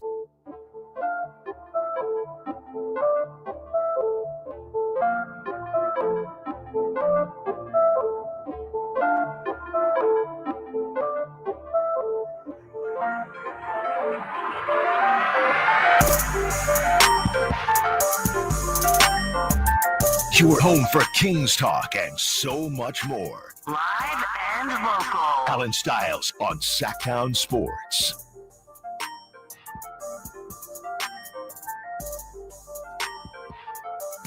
Brendan Nunez, Chris Watkins, Frankie Cardicelli. You don't want to sing that on the air? Balling like it's March man. Say the next line. I don't think I can. We're going to get copyright for that. That's crazy, right. Kyle. You guys have to cut that later. I wanted to do the clean version of this song and like have it because the lyrics are good, and I'm just like, there's too many bleeps. It's just not going to work. No, I would play it anyway. I used to love when, for cussing, the radio. Remember, I don't think they do this anymore. Radio edits? Remember the radio edits where they would Yeah. say the bad words backwards? Were you Oh, kids- yeah. Yeah. You vegan? What was that? Whoa. Jesus, Allen. You didn't have to give us an Say that on example. air, dude. Yeah. Jeez. Somebody reverse that. Somebody reverse that. It's backwards. Jeez, bro. That's crazy. No, it's not. Yes, I remember that. Yeah, same. Yes, we all very much remember that. Yeah, Jesus, I was gonna Allen, do you another kiss one. your mother with that mouth? Yeah, I was going to do another one. No.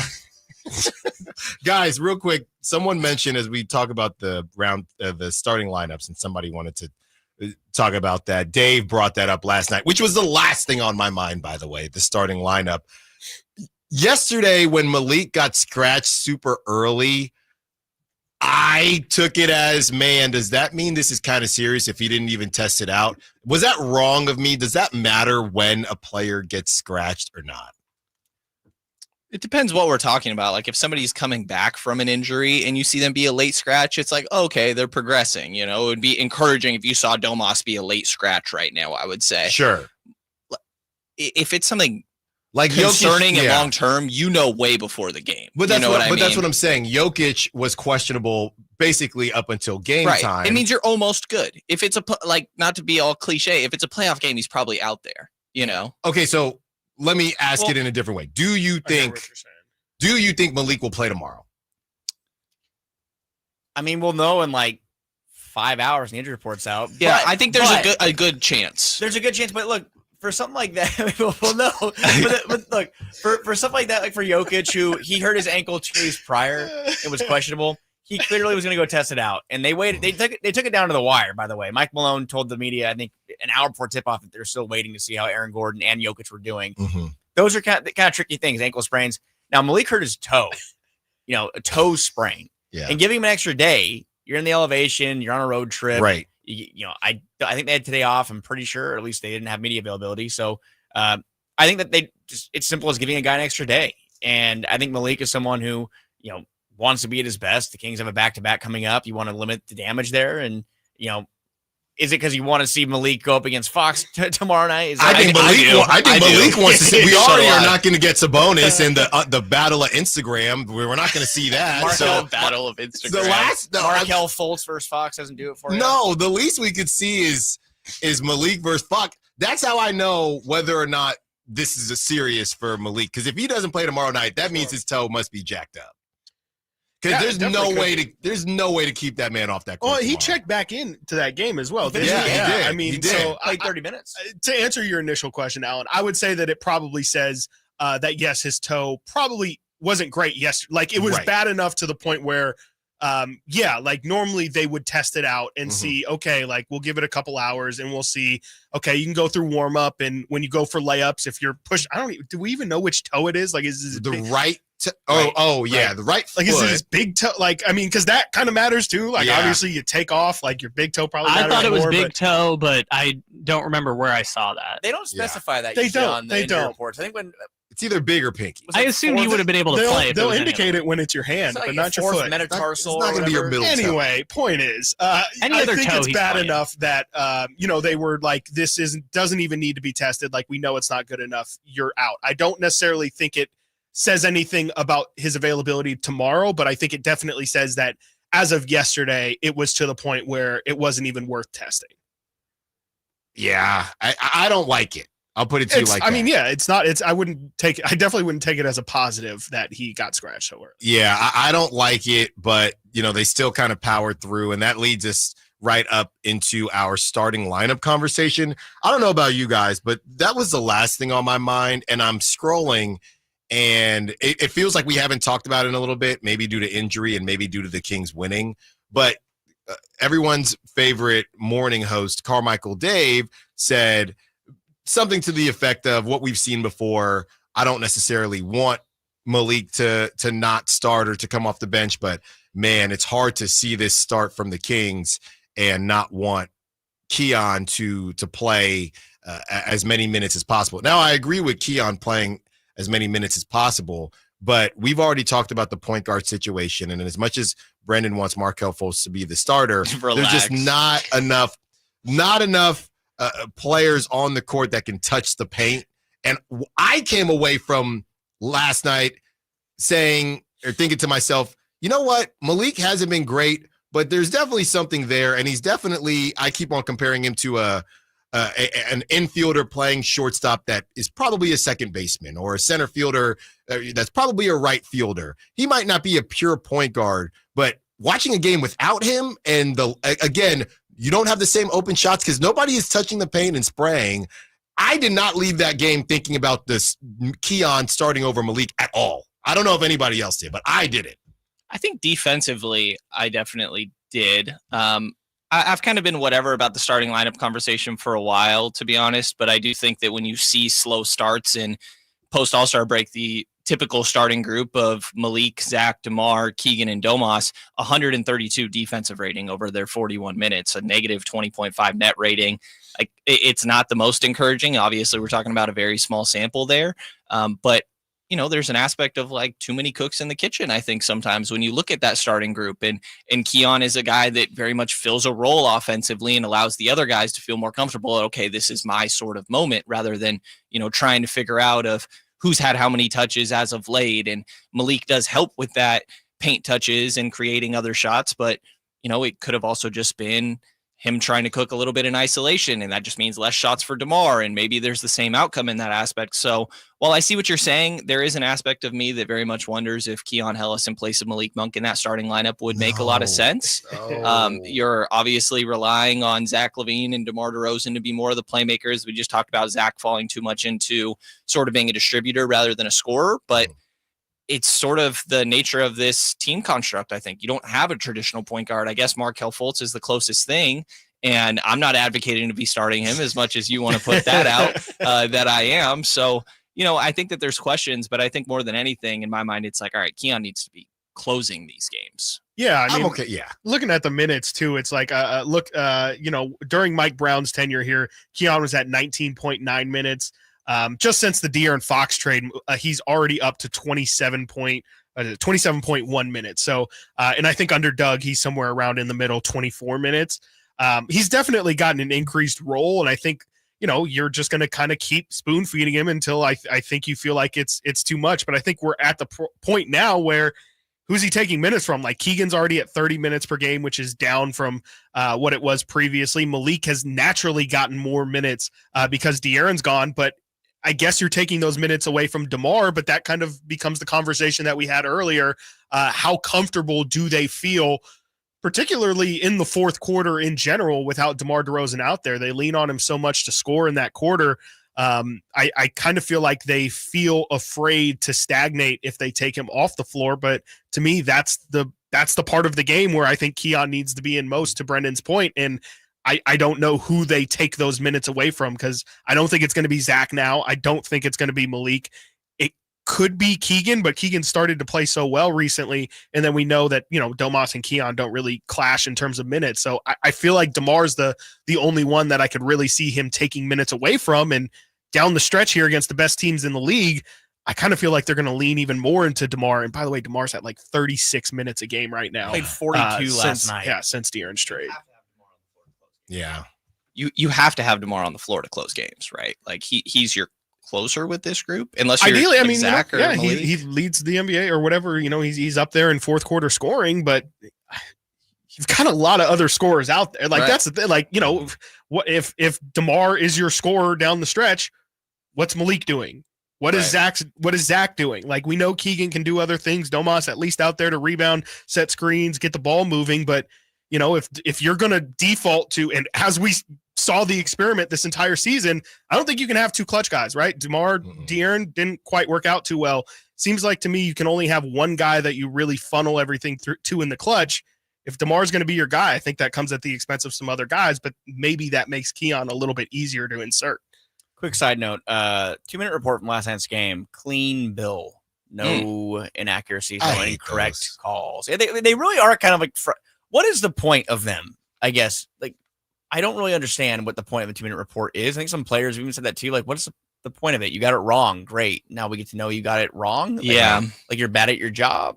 I guess transparency. I kind of like what Steph Curry said of like, they grade and report these refs each game. Like we should see those. Let's make them public, That would actually be interesting. Because I guess this is kind of like, because that's even, it doubles down on like I think the idea here is transparency, but how much are we really getting if it's 2 minutes of a game? Yeah. And also like last night was larger than just the last 2 minutes. Like I think most of that happened actually was like earlier in the fourth quarter. Right, like that DeMar fast break wouldn't have been in it anyway. Yeah. And like the Jamal Murray play on DeMar going to the basket wasn't in there. I mean, Jake Laravia had a couple drives to the basket.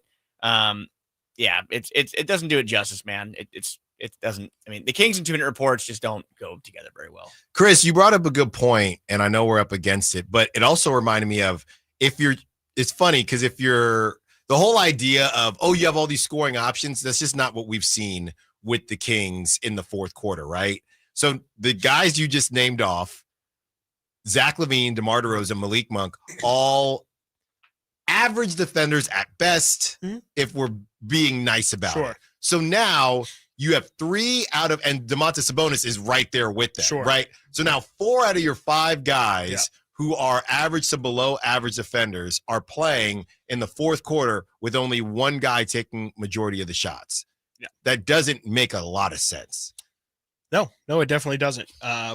There's not really any other way of spinning it except for, I guess you could just counter and say, we're trying to outscore the other team. And that too often has been the mantra for this team. And I think we've seen that you can definitely win some games playing that way, but you'll probably lose just as many playing that way as well. And, it swings. Sometimes you'll win 7 in a row and sometimes you'll lose 5 in a row, but you just kind of become incredibly unstable. And, we can go back to it, but I think that's where a lot of the frustration stems from the Mike Brown firing is that, frankly, the preaching is defense. Like at some point they have to play defense. And it seems to me like at every turn, for whatever reason, this team leans into offense. I'm not blaming Doug for that, but it just seems like no matter what, they can't get out of their offensive ways. 53s didn't get there last night. They were at 27. On the other side, we give the guys another chance. The next 4 games, can they properly predict what the Kings do these next 4 games? And can I go 2 for 2? Allen Stiles, Sacktown Sports. Friday night, Kings and Spurs. Game night with Scott Marsh and the high flyer Henry Turner starts at 5:30. Tip-off at 7. The Kings play here on Sacktown Sports. Sacktown Sports, 1140. Hey everybody, it's your boy Kyle Draper. I still remember the first car I ever owned. It was sweet. It was cherry red, but it didn't quite run the way that I wanted. It would make a funny sound like something like that when I was driving, and eventually I had to get rid of it. But I tell you what, I wish I knew the fine people at Mercedes-Benz of Stockton back then. Their service department is first class, and they accept most extended warranties no matter where you purchase your vehicle. Their service department, those technicians out there, they're super experienced. More than 224 years. Plus, they treat you fairly. The price is fair. They treat you like your family. So schedule your service today at Mercedes-Benz of Stockton. It's just a short drive right off I-5. Or, of course, you can go online anytime at mbfstockton.com to schedule your service today. And tell them Drape sent you. When it comes to great deals on tax prep, Jackson Hewitt isn't holding back, and neither is this commercial. Their offer is so big, it has to be said with Reverb, expert tax prep for $149 or less. It's a deal so spectacular, it needs a symphony, some explosions, and a clock ticking, because this offer $149 or less. And soon, one expert tax prep for $149 or less. Try Jackson Hewitt today and save. Whew. Limited time offer for new clients on federal returns. Participating locations open. Terms at jacksonhewitt.com/149. Are you 50 or older? This news is for you. The CDC now recommends you get vaccinated against pneumococcal pneumonia. Even if you're healthy, your age puts you at risk. People 50 or older are over 6 times more likely to be hospitalized with pneumococcal pneumonia compared to adults 18 to 49. Just one shot can help protect you. Learn more and schedule at vaxassist.com. That's VAXassist.com. Sponsored by Pfizer. Got a drain that's clogged up? Or maybe a toilet? Or a faucet that just won't quit leaking? Kenny and Jerry here from Bell Brothers, and we want you to know that it does make a difference which plumber you call. At Bell Brothers, we respect your time by showing up when we say we'll be there. Our technicians are all background checked and drug tested, and will greet you with a smile. They're trained to do the job right the first time, and they carry over 1,000 parts on their trucks, so they won't have to order something and then come back later. They leave the work area cleaner than they found it, and your final bill will be the same as they quoted. That's why they call us the No Surprise Guys. So if you need a plumber, it does make a difference who you call. Call Bell Brothers. Our number is 916-444-1234, or find us online at thenosurpriseguys.com. That's 916-444-1234, or find us online at thenosurpriseguys.com. The No Surprise Guys, Bell Brothers. Sacktown Sports is bringing you the biggest live events in town. Whether you're rocking out or dancing the night away, check out the Sacktown Sports live events calendar. Crank it up with Steel Panther at Ace of Spades on March 15th. Then catch rising country star Alexandra Kay the next night, March 16th, also at Ace of Spades. On March 22nd, experience the magic of the Ronstadt Review featuring Jessenia at the Crest Theater. Then get ready for an epic night. Papa Roach and Rise Against take over Golden One Center March 29th, while comedy legends Jay Leno and Arsenio Hall bring the laughs to Hard Rock Live Sacramento on that same night. And for country fans, Lee Brice and Walker Hayes hit Ironstone Amphitheater on June 21st, and Parker McCullum takes the stage August 16th at the Ironstone Amphitheater up in Murphys, California. Don't miss out. Find more info and score your chance to win tickets at SacktownSports.com. The Sacktown Sports Live Events Calendar. Your ticket to the best seat in the house. Tom's Watch Bar has the best happy hour in Sacramento, starting with $5 specials all day, every day. Plus select $7 appetizers and $12 entrees. With 360-degree viewing and game day vibes that match being at the game. Tom's Watch Bar is the ultimate game day experience for sports fans.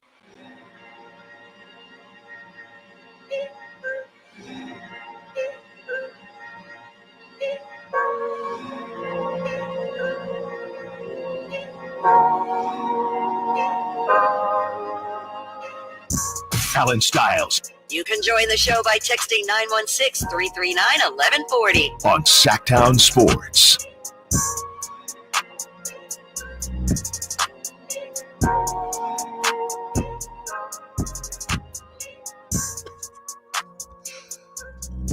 One more segment with you. Flies by. It really does. And we're going to give everyone an opportunity here. For what? Even Kevin Can't Herter? wait. Well, besides Kevin Herter, who will have a good game. How's he doing, by the way? Kevin He had one Herter. good game, I saw. That one time. He dropped 20 after, what's his name, wanted to get him off the squad. Kenny Beecham. Called him the worst basketball player he's ever seen. He is averaging 18 points a game before, I guess, he got hurt, so he's missed the last few games. I need a Colby Jones update. Oh, Colby. I'll check on him. Yeah. How's Alex Len doing? He's having a great time, actually. He played like the first game, and people, like Lakers fans, were just destroying him. Like, this is the guy. Like we're hitching our wagon to. Well, because they're posting highlights of when he was in like Phoenix after they signed him. But then, as the saying goes, Jackson Hayes, he picks his game up. Iron sharpens iron, man. Colby Jones. Who's the iron? Jackson Hayes and Alex Len. Colby Jones has not played in a game for Washington, and is also dealing with an Achilles injury. Maybe he's playing for Go-Go City or something. Yeah. How do you think teams look at guys like that?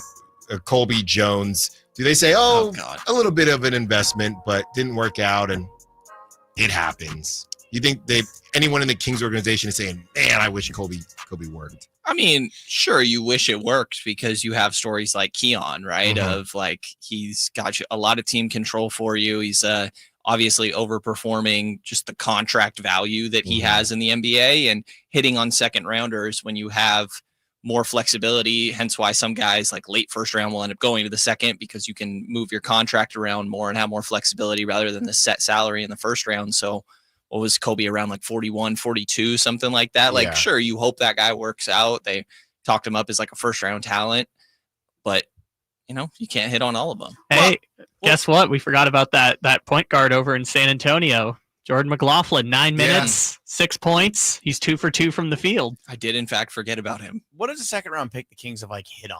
That was like, wow, that was a great pick. Their own, like, that played with the team. Yeah. Was Darius Sangaila a second round pick? Isaiah. Isaiah. IT, Okay, cool. So we're going back, 14? Something like that. Keon doesn't count. Undrafted doesn't count. Because, they drafted Gary Trent Jr. He never played for him. Not really. Xavier Tillman never played for him. Kenyon Martin Jr. KJ Martin, never played for him. Jaden Hardy never played for him. That's another Jaden Hardy never played for him. There's just a lot of second rounders that Hassan Whiteside was pretty good. Yeah. A roster of the players who never played for them looks pretty decent as far as like Gary Trent Jr. Yeah, Trent Jr., Tillman, Kenny Martin Jr., Frank Mason. Wow. Yeah. Nimi. Well, you know, right? Yeah. Well, you know, NBA champion. NBA champion. Yeah, and he's still getting time. Pride of Portugal. Pride of Portugal. Yeah. And they're Shout passionate. out. Because I look at this from the second rounder and undrafted conversation is, well, you're drafting these guys and you just hope that someone works out, right? Out of the 2, 3, whatever. But then I think about, Monty probably wanted them all to work out. So you have a lineup of Colby, Keon, Mace, just all the guards, just all at one time. You got Jemias back here somewhere. Just all going in and doing their thing at one time. All right, Jalen's guys. Lawson at center. All right, guys. Bob Leonard, power forward. Yeah. There you go. Let's see how you fare these next 4 games. We're going to do what we did last week, look at the 4 games and give our predictions. Okay, now the 4th game, the Warriors, we will talk before then because it's on Thursday, but we're going to include it anyway because 3 is no fun. You get the Spurs tomorrow night. Obviously, we don't know about Malik and his toe, and Domas and his hamstring will be reevaluated around March 10th, a couple days here. You host the Spurs, you're at Clippers, you host the Knicks back-to-back. One thing to remember, Karl Anthony Towns back with the team. They didn't know how long that was going to last, so he's back with the Knicks. And then you go to the Bay Area to take on the Warriors. Let's start with Frankie. I said 2-2 last time. Oh, yeah? I'm going to go 3-1 this time. Wow. I'm going to get a little greedy. I beg your pardon? I'm going to get a little greedy here. Where? I think the Kings should take care of San Antonio. They have to. And I'm saying, like, the most important game, in my opinion, of these next 4, even more than the Warriors game, because that's a split. If they lose that game, they're 2-2. Right. You need to start getting even with the Clippers. If that comes down to that April 11th game, they play the Clippers April 11th. And imagine if it's 2-1, they're tied for a spot. You can go. The season series right now is 2-0. 2-0. Yeah. So I think that's a big important game for them. And then the Knicks game, I'm kind of looking at as the one. I don't want to say guaranteed out. Yeah. But also 7:30 tip. I hate the 7:30 tip-offs, man. We're gonna be at that arena until midnight. Yeah, and it's not. Yeah, I don't feel good about the games against the Knicks. No. I won't be there until midnight. Just fair. Brendan, I think that I'm gonna risk making the same mistake and go 1-3. I think that it should be this Spurs game be the one that you win, and like 2-2. totally possible in my mind as well here. Sounding like a broken record after hearing my last predictions here, but No class, no balls. I mean, I think that What a drop. we definitely need to see this defense remain impressive as it has been. Again, I mentioned the caliber of opponent before, and you did against Denver, which I thought was your most impressive showing for sure on that end. But this is where, we talk about the schedule getting difficult. This is where you start to feel that a little bit. I'm interested to see how De'Aaron plays in that Spurs game, which makes me want to not chalk it up to like just the easiest win. Like it probably should be still obviously in their favor. Yeah. But a tough stretch here where I think 1-3, 2-2. If I have to pick one, I guess 1-3. Yeah. Ooh. I mean, I hear you. I definitely hear you. I also hear him. I will say 2-2 with a leaning more towards 1-3 if it's got to be on either side of the fence. Everything the guy said, definitely true. San Antonio feels like the one to get. Clippers would be, I think, the biggest win to get because of everything with the standings and the fact that they're a little bit down too. I just saw James Harden, I guess, had a 40 or 50-point game the other day. No Norm so that's Powell. a little scary. No Norm Powell. no Norm Still got Powell. Kawhi out there. Still Yeah. got James Harden out there too. And Zubac has been playing amazing. I saw he had 35. I saw he had like a 35-point game the other day. Valanciunas is not going to have fun with him. No, that's going to be a tough one. That should be interesting. So I'm going to say 2-2, but if I had to pick one, I would say 1-3. This is unfortunate, and I was bold before, but there weren't injuries before, and so that's kind of my cop-out. It is 2-2 because I refuse to believe that the Kings lose to the Clippers, the Knicks, and the Warriors, so it is 2-2 because they're getting one of those games. I just don't see them getting two of those games. I mean, I've never really matter. the whole time I've been covering the Kings, they haven't even been competitive against the Knicks. So I just have no reason to believe that.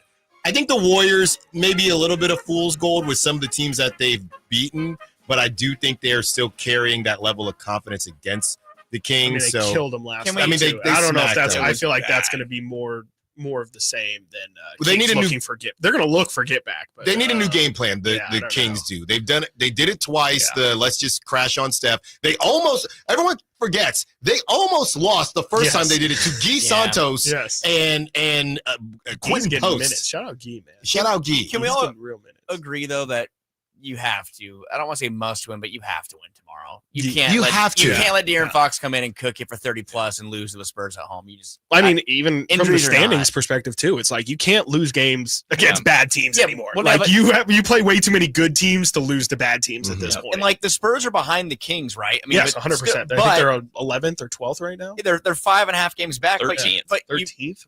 but they're 5.5 games back. You lose tomorrow. They're 4.5 back now with 20 to go. Like, just don't mess around with it. Like, take care of business. Phoenix could come back at any moment too. I mean, I they think look like those a teams are mess right cooked. now. I'm I not think so gonna lie. too. I mean, vibes wise, they're an absolute nightmare. Remember the vivid memories? Well, remember the vivid memories. Remember when DeMarcus Cousins came back with the Pelicans and just destroyed the Kings? Absolutely. 46 points, like Yeah. 20 rebounds, I think, something crazy. Yeah. We can't have that replicated tomorrow night. 40 ball with 8 fingers. No. And you know he's going to be going, he's going to be trying to kill whoever's guarding him. He is, but Keon is clamping him. I mean, come on. It's going to be the Julian Champagny game, guys. Well, no. Let's see. Untouchable Stephon Castle. Let's see Devin Vassell. Let's see Jeremy Sohan. Clip this, Kyle. Be You know ready. they play this Be in ready. the arena, right? Jeremy There's already Sohan. been like 3 Julian Champagny guys are gonna be games. in How the many more can there bathroom be? right now, true. being like, "What's this guy saying?" Also, Spurs Kings. If they lose, I mean, if I'm not mistaken, they've already lost twice to the Spurs, and the one time they beat the Spurs, Wemby didn't play. Yeah. So I don't think it should matter, but you wouldn't have the tiebreaker if At this things point- would have went terribly wrong. Yeah. At this point in the year, you have to take every tiebreaker you can get. You can't really think the hypotheticals. Like they can again, the Kings' schedule is what it is. I think the Spurs have a significantly easier schedule, and you never know. Maybe Fox goes on a generational run. Can't be tomorrow night though. You can't have it happen tomorrow night. Yeah, I have 2-2, but I'm leaning more towards 3-1. I think maybe they're just due against the Knicks, and they're going to beat the Clippers or the Warriors. Thanks, guys. There's never enough time. Brendan Nunez, Frankie Cardicelli, Chris Watkins. Be sure to follow them on social media. Check out all the great work they're doing on the Sacktown Sports Instagram, Twitter, and, of course, the Sacktown Sports app and sacktownsports.com. We will talk to them next week, and hopefully we're all wrong again. Well, I was right this last time. Allen Stiles, we'll be right back. Sacktown Sports. Friday night, Kings and Spurs. Game night with Scott Marsh and the high flyer Henry Turner starts at 5:30. Tip-off at 7. The Kings play here on Sacktown Sports. Sacktown Sports, 1140. You've got a gas-powered engine. Keep it running like new at every fill-up. Stable in-season protection is your engine's preventative medicine, cleaning and protecting the entire fuel system in season. In outdoor power equipment, prevent gum and varnish buildup that could cause a rough or non-running engine. For cars and trucks, increase fuel efficiency and power by removing deposits, ensuring your engine's long-term health. Stable outperforms the competition in independent lab testing. So at every fill-up, start with Stable. Do you find yourself stuck in a timeshare? Get the real facts about the timeshare industry and your options for cancellation. Chuck McDowell, founder of Wesley Financial Group, has put together a free information guide that reveals the secrets the timeshare industry doesn't want you to know, including the 5 ways to get rid of your timeshare. Call now and get this timeshare cancellation guide absolutely free. Call 800-235-5588. That's 800-235-5588. 800-235-5588. Joe Montana here. In my football days, I knew the importance of a strong defense. Now I'm sharing how you can help defend your health against pneumococcal pneumonia and invasive pneumococcal disease. Are you 50 or older like me? The CDC now recommends vaccination against pneumococcal disease. Even if you're healthy, your age puts you at increased risk and over 6 times greater risk of hospitalization with pneumococcal pneumonia than adults under 50. Schedule your appointment today at vaxassist.com. Sponsored by Pfizer. There's nothing quite as serene and beautiful as our Sacramento rivers. It's something we can all take pride in. But just one piece of litter can ruin the picture. I'm Allen Stiles from Sacktown Sports. Let's work together to keep our community beautiful and make Sacramento litter-free. Clean rivers don't just mean beauty. They mean healthy fish, safe swimming, and a vibrant ecosystem. So remember, be river-friendly. Every little action makes a huge impact. Visit BeRiverFriendly.net now to be a part of the difference. For 25 award-winning years in Northern California, Ashton & Price is your local injury law firm. Pro attorney tip: if a firm presents as local but they're in LA, red flag. If your first consultation is not with a lawyer, big red flag. At Ashton & Price, your first consult is with a local attorney, and if serious injury prevents travel, a lawyer will come to you. Still not enough? George Washington's my uncle. At Ashton & Price, no red flags, just red, white, and blue. Remember, for the best advice, don't think twice. Call Ashton and Price. High voltage live boxing action returns to the venue on March 8th as Uppercut Promotions presents Thunder Showdown 2 with 8 big fights on the bill featuring top-level veterans and the best in up-and-coming new names. Scheduled fighters include names like cruiserweights Blake McKernan and Sean Miller. It's a night of great boxing action you won't want to miss. It's Thunder Showdown 2 coming March 8th to the venue at the Thunder Valley Casino Resort. Fight cards subject to change. See Thunder Valley website for scheduled lineup. Hey, it's Carmichael Dave for my good friends at American Energy. It's cold, and American Energy wants you to stay warm and make sure your system's operating safely. Here's the deal. A $49 tune-up inspection, which is regularly $119. That's a full safety and duct inspection. But guess what? If your system's over 10 years old, the tune-up is on them. That's right. It's free. Give them a call right now. $50 off your first recommended repair. And if you need a new furnace, half off the price of a new unit. Oh, by the way, breaking news. They're hiring right now. Here's the deal. They'll train you. Full benefits, generous incentive-based pay. Just call today for more details at 916-520-9990. That's 916-520-9990. Not only great deals from American Energy, but possibly a new career for you. Check them out at theaeway.com for an instant quote and tell them Carmichael Dave sent you. Call 916-520-9990 now. When you're overwhelmed with tax debt, deciding what to do next is a true win or lose decision. You can lose your car, your paycheck, even your retirement savings, or you can choose someone to help you win this battle with the IRS. Now is the time to tackle your tax debt, but you don't have to do it alone. Meet Priority Tax Relief, veteran-owned, and the expert in tax debt resolution. Our priority is fighting for you. Our team has helped clients save millions and can reduce or even erase your tax debt. Call 800-406-1584 right now to talk to our winning team. Priority Tax Relief has a direct line to the IRS. That's right, a fast track to find out if you qualify for life-changing tax relief in just minutes. Priority Tax Relief fights to protect your money, has 5-star reviews on Google, and an A+ rating with the Better Business Bureau. Why wait? Call Priority Tax Relief for your free tax consultation. Call 800-406-1584. That's 800-406-1584. Let's make your taxes our priority. Stop your tax debt now. Call 800-406-1584. KHD 1 Sacramento, KYMX HD3 Sacramento. From the Power Business Technology Toshiba Studios. This is Sacktown Sports 1140.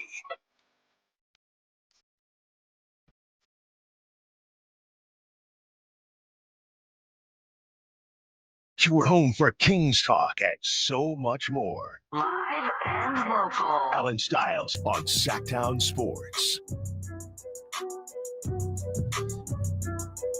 Obviously, we are going to spend a lot of time on the Kings Spurs tomorrow. How excited everyone is. Again, shout out to Chris Watkins, Brendan Nunez, Frankie Cardicelli. Shout out to them for spending the last hour with us. That'll be cut and up on YouTube very soon, and you can check that out if you missed it, or you can rewind on YouTube, or check it out on the Sacktown Sports app. Obviously, we're going to spend a lot of time on the Kings and De'Aaron Fox tomorrow. Kind of snuck up on us, right? I felt like we talked about it a little prematurely when all the Instagram and all that drama was going on. Then it got real quiet, and yeah, sometimes I honestly, it's not that I forget it happened, but he had the game winner. Was that last week? He hit that game winner maybe even 2 weeks ago. And, good for De'Aaron. You know, that was a game. I don't really think they're favored in any game, as the Kings weren't favored last night. Yeah, it's almost like cooler heads prevailed at the end. People weren't actually that mad at De'Aaron. Well, we'll see what happens tomorrow, because the one thing about De'Aaron is he can be a little I don't want to say kind of side-eye, but sometimes it depends. Sometimes he'll be extremely direct, and sometimes he won't.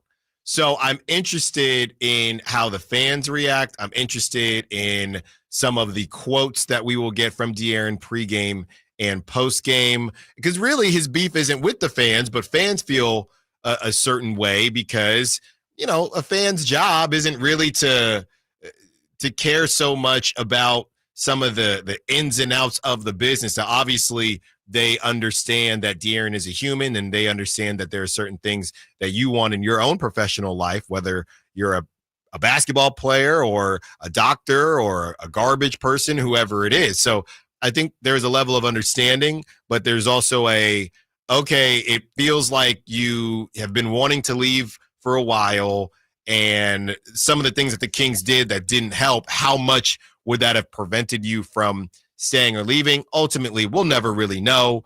But yeah, it's going to be electric in that building. I know that the last time the Kings faced the Warriors will be in Chase, so it won't hit the same. But, you know, unless the Kings get to a play-in or playoff game, could you argue now, it remains to be seen, because that the last week of the season could essentially be playoff games as far as getting into the play-in or maybe sneaking into a 6 seed. We never know.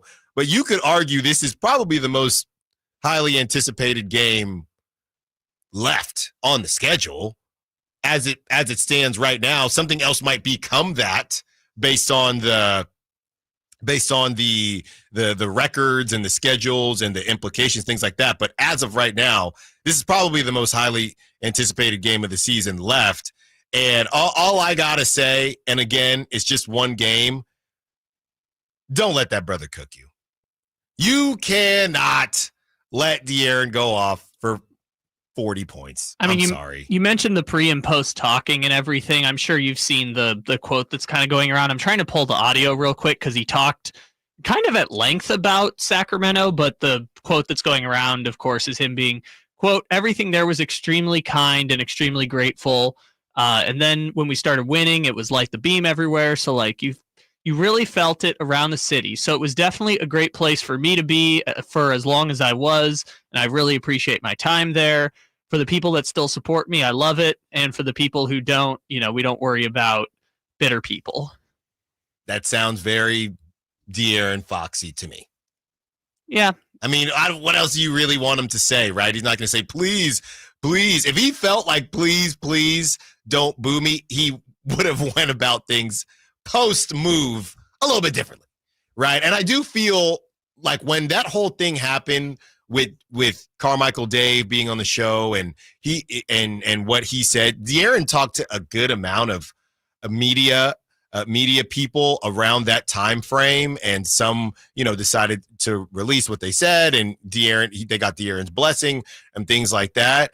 I do feel like it doesn't really matter, to sound like De'Aaron.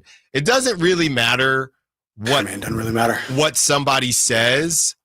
To me, De'Aaron Fox hitting up a number, and I don't know, hit up who, whatever. De'Aaron Fox talking to I know the number was over 3. De'Aaron Fox talking to over 3 media members in Sacramento once he's already in San Antonio tells me that he does care about his perception, and whether he blames that on himself or blames that on how things ended up with the Kings. So because of how things ended up with the Kings, he blames the Kings more so than, the stupid unfollowing Sabonis, things like that. That remains to be seen. Only he can speak to that. But him reaching out tells me, if somebody says, I don't care. If he didn't care, why reach out to them? He literally tries to say, it kind of went against how he normally acts. It's, if you want to talk, if you want to say that, that's on you. Obviously, that's not what happened. That's BS. And I know that, so I don't care. This, whatever narrative that was going on, it did bug him. And he might not ever fully admit that, but he doesn't have to, because when you reach out to these media members and have these conversations, you're telling us that it bugged you, and you're telling us that you cared about how the fans feel, because you wanted to be clear that it was not about the fans. Will the fans understand that? I don't know. Some fans will, some fans won't. But the kind of feeling of De'Aaron just not caring, I think we saw what De'Aaron really felt when he decided to basically spend a day talking to Sacramento media to try to get this thing in the right place. Yeah, because he tried as best as he could to do it the right way on the way out the door. He was professional. He took the lumps when the organization made him take the fall for Mike Brown, even though he didn't deserve to take the fall for Mike Brown. He had to go on that PR tour talking to Ramona Shelburne and Biederman and everyone else, and I give him credit for that. So I think it hurt him the way that it ended, and honestly, just looking at it myself, and we'll dive into it more tomorrow, I assume, but I just think the booing of him is going to reflect poorly upon Sacramento, because he seems to be the nice guy in the end of all of this. I mean, is he perfect? No, of course not, but there were so many steps along the way where he showed that he cared. Yeah. It wasn't that I don't care, whatever, I'm leaving Sacramento behind. Whether it's reaching out to media members to try and clarify things, or whether it's trying to say, I'm not going to request a trade, even after the Shams story came out and everything on down the line, he tried to show that he cared. And so I feel like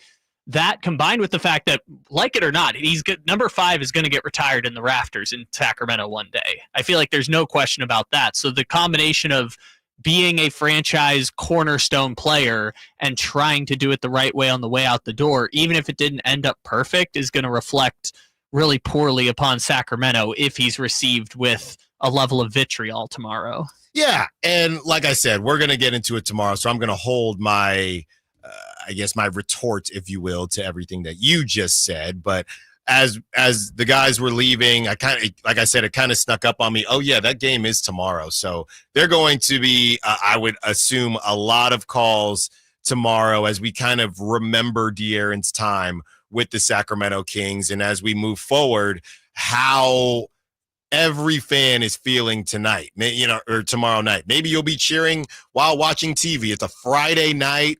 It's going to be electric. People are just going to be in Doco that might not even be going to the game. I know Tom's Watch Bar, places like that are going to be insane. So I think the energy is going to be great. Will it be all positive? Probably not, because that's what fans do. But I do think that it will be a very fun night. And whether you boo or cheer, Keon, Malik, if you're playing, I don't know if I want to give him a big head with a double, but I'd rather double team him than let that man go. Real quick, I know we got to go to break here, but I think just to put a bow on it, I want to play the full minute clip of De'Aaron, because I feel like me reading it didn't do it justice necessarily, but this is what De'Aaron had to say post-game on Tuesday. More Sacramento question. What did you like about living there? What were some of your favorite things about the... I loved it, man. One, the weather is definitely a lot better than people give it, but like me growing up in Texas, I'm used to 90 degrees feeling like 120. And out there, like 115 to me was nothing. So, and then just great people. Like for when did we get a soccer team or the AAA? I think the AAA baseball team was there, but for the most part, like you were the only major sports team in the city for a while. So everybody, bled purple. So it was always great just going to the grocery store, going out to a restaurant. And a lot of people truly didn't want to bother you, but for me, at the end of the day, if you ask for a picture or something, then that's totally fine if you want me to sign something. But everybody there was extremely kind and extremely grateful. And then when we started winning, then it was like the beam everywhere. So like you really felt it around the city. So it was definitely a great place for me to be for as long as I was. And I really appreciate my time there. Do you feel like people there understood why they traded you? Or I don't know. That's not my problem. But like I said, for the people that still support me, I love it. And for the people who don't and want to boo, we don't care about bitter people. There's a De'Aaron. He popped up at the end. We got De'Aaron towards the end. We're going to have some fun with this tomorrow. On the other side, we are going to have some fun, but it's at the expense of another Western Conference team. Is a new curse emerging in Dallas? Allen Stiles, Sacktown Sports. Friday night, Kings and Spurs. Game night with Scott Marsh and the high flyer Henry Turner starts at 5:30. Tip-off at 7. The Kings play here on Sacktown Sports. Sacktown Sports, 1140. Meanwhile at Xfinity. Okay, huddle up. Do you realize how many fans stream basketball? It's madness. But real fans stream with Xfinity Internet. Totally. We've engineered the fastest connection. With reduced buffering and low lag. 'Cause making streaming better is what we do! Yeah! Yeah! Can we let go now? It's really not a huddle with two people. Switch to Xfinity Internet and stream live sports from the best seat in the house. Bring on the good stuff. Restrictions apply. Not available in all areas. Actual speed vary. Not guaranteed. Patrick was way behind on his IRS taxes. I was in way over my head. The total amount ended up being somewhere just over $30,000. $30,000.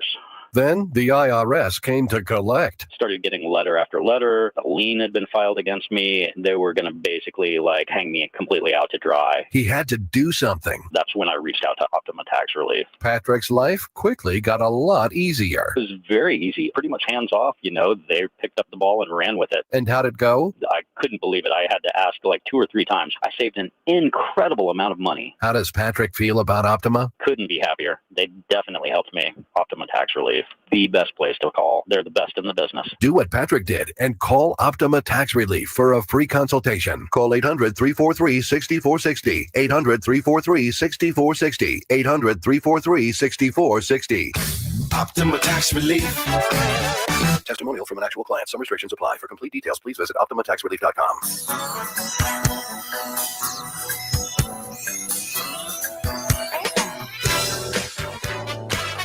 Allen Stiles. Watch the show on youtube.com/Sacktown Sports 1140. Or listen on the Sacktown Sports app. I did some digging here. We're going to have some fun at the expense of the Dallas Mavericks, because a lot of people are starting to say this all started with the Dallas Mavericks, I think, having a 1% chance. It might be slightly better than 1 by the time the season ends of getting Cooper Flagg. And obviously, if they get Cooper Flagg, then the cursed conversation probably wouldn't continue, right? Maybe the Anthony Davis, the initial trade, which you would still look at the future, but the initial trade of Anthony Davis for Luka, obviously that doesn't end up being anything, but you still got Cooper Flag and teams that trade generational play. It's one thing to miss like the Kings did. It's another thing to gift them to the Lakers. So the Mavs, you could argue, should be cursed. And in looking up their chances to get Cooper Flag and how people are saying maybe that's the direction they're going in, if Anthony Davis decides he's not going to waste his body and the miles that he already has on his body. So it got me thinking about the other main curse in sports, which was broken in 2004, and that is the curse of the Bambino. So I got this from MLB.com. I'm going very Whitey Gleason here. We're going to break this down for those that, we all know about the curse of Bambino, but just what exactly happened and how there are a good amount of parallels between Babe Ruth and now Luka Doncic and the Mavericks and the Yankees. So on December 26, 1919, the Boston Red Sox made the controversial and regrettable decision to sell Babe Ruth, one of the greatest sports heroes in American culture, and the so-called Bambino to the New York Yankees. Prior to that point, the Red Sox had won 5 of the first 15 World Series titles in Major League history, with a Ruth member of 3 of those championship teams, a proficient pitcher and sometimes slugger. Ruth was the winning pitcher in 2 of the 6 games of the 1918 World Series, giving him the confidence to report late to spring training camp the following season and demand a big payday from Red Sox owner Harry Frazee. After Ruth negotiated a 3-year, here's a big one, 3-year, $27,000 contract, the Red Sox went on to finish a distant 6th in the American League in that 1919 season. Still, Ruth, well aware of his popularity within the sport, wanted to renegotiate his deal. He wanted to double his salary. Frazee, a theatrical producer and director who had suspiciously, see how they just lead you there, suspiciously come to Boston from New York City, was already in debt from his 1916 purchase of the team and was in need of cash to finance a play named My Lady Friends, which would go on to become the successful Broadway hit No, No, Nanette. Facing those financial pressures, Frazee agreed to sell the rights to Ruth to the Yankees, who at the time had never even, I should have kept Frankie in the studio for this, who never even appeared in a World Series, for the then staggering sum of $100,000. So it goes on. Babe Ruth then kind of puts away his pitching glove and becomes a full-time hitter and fielder. We know how it kind of goes from there. The Red Sox were cursed very, very long time, and it eventually ended in 2004. And as I'm reading this, I was reading it yesterday, I'm thinking, okay, there are some people that think that the moving of Luka might have to do with a potential move to Vegas, because every team is just going to Vegas now. Actually, every league is going to have 5 teams in Vegas. That's what it seems like. That's where it seems like we're going. Along with the studios for ESPN and Fox and every major sporting network. So there are question marks about finances. There are question marks about relocation, which are connected to those finances.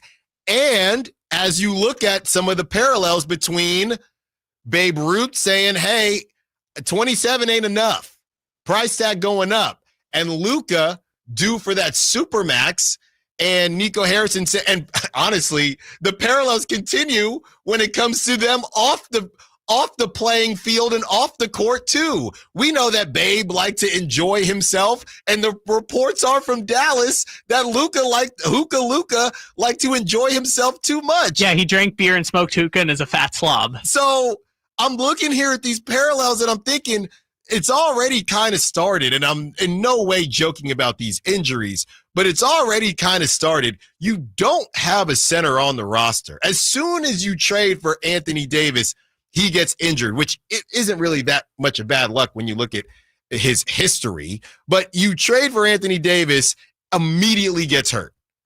Kyrie Irving, who has been on, I was going to say on a tear, but that's a poor choice of words, been on a heater, now tears his ACL.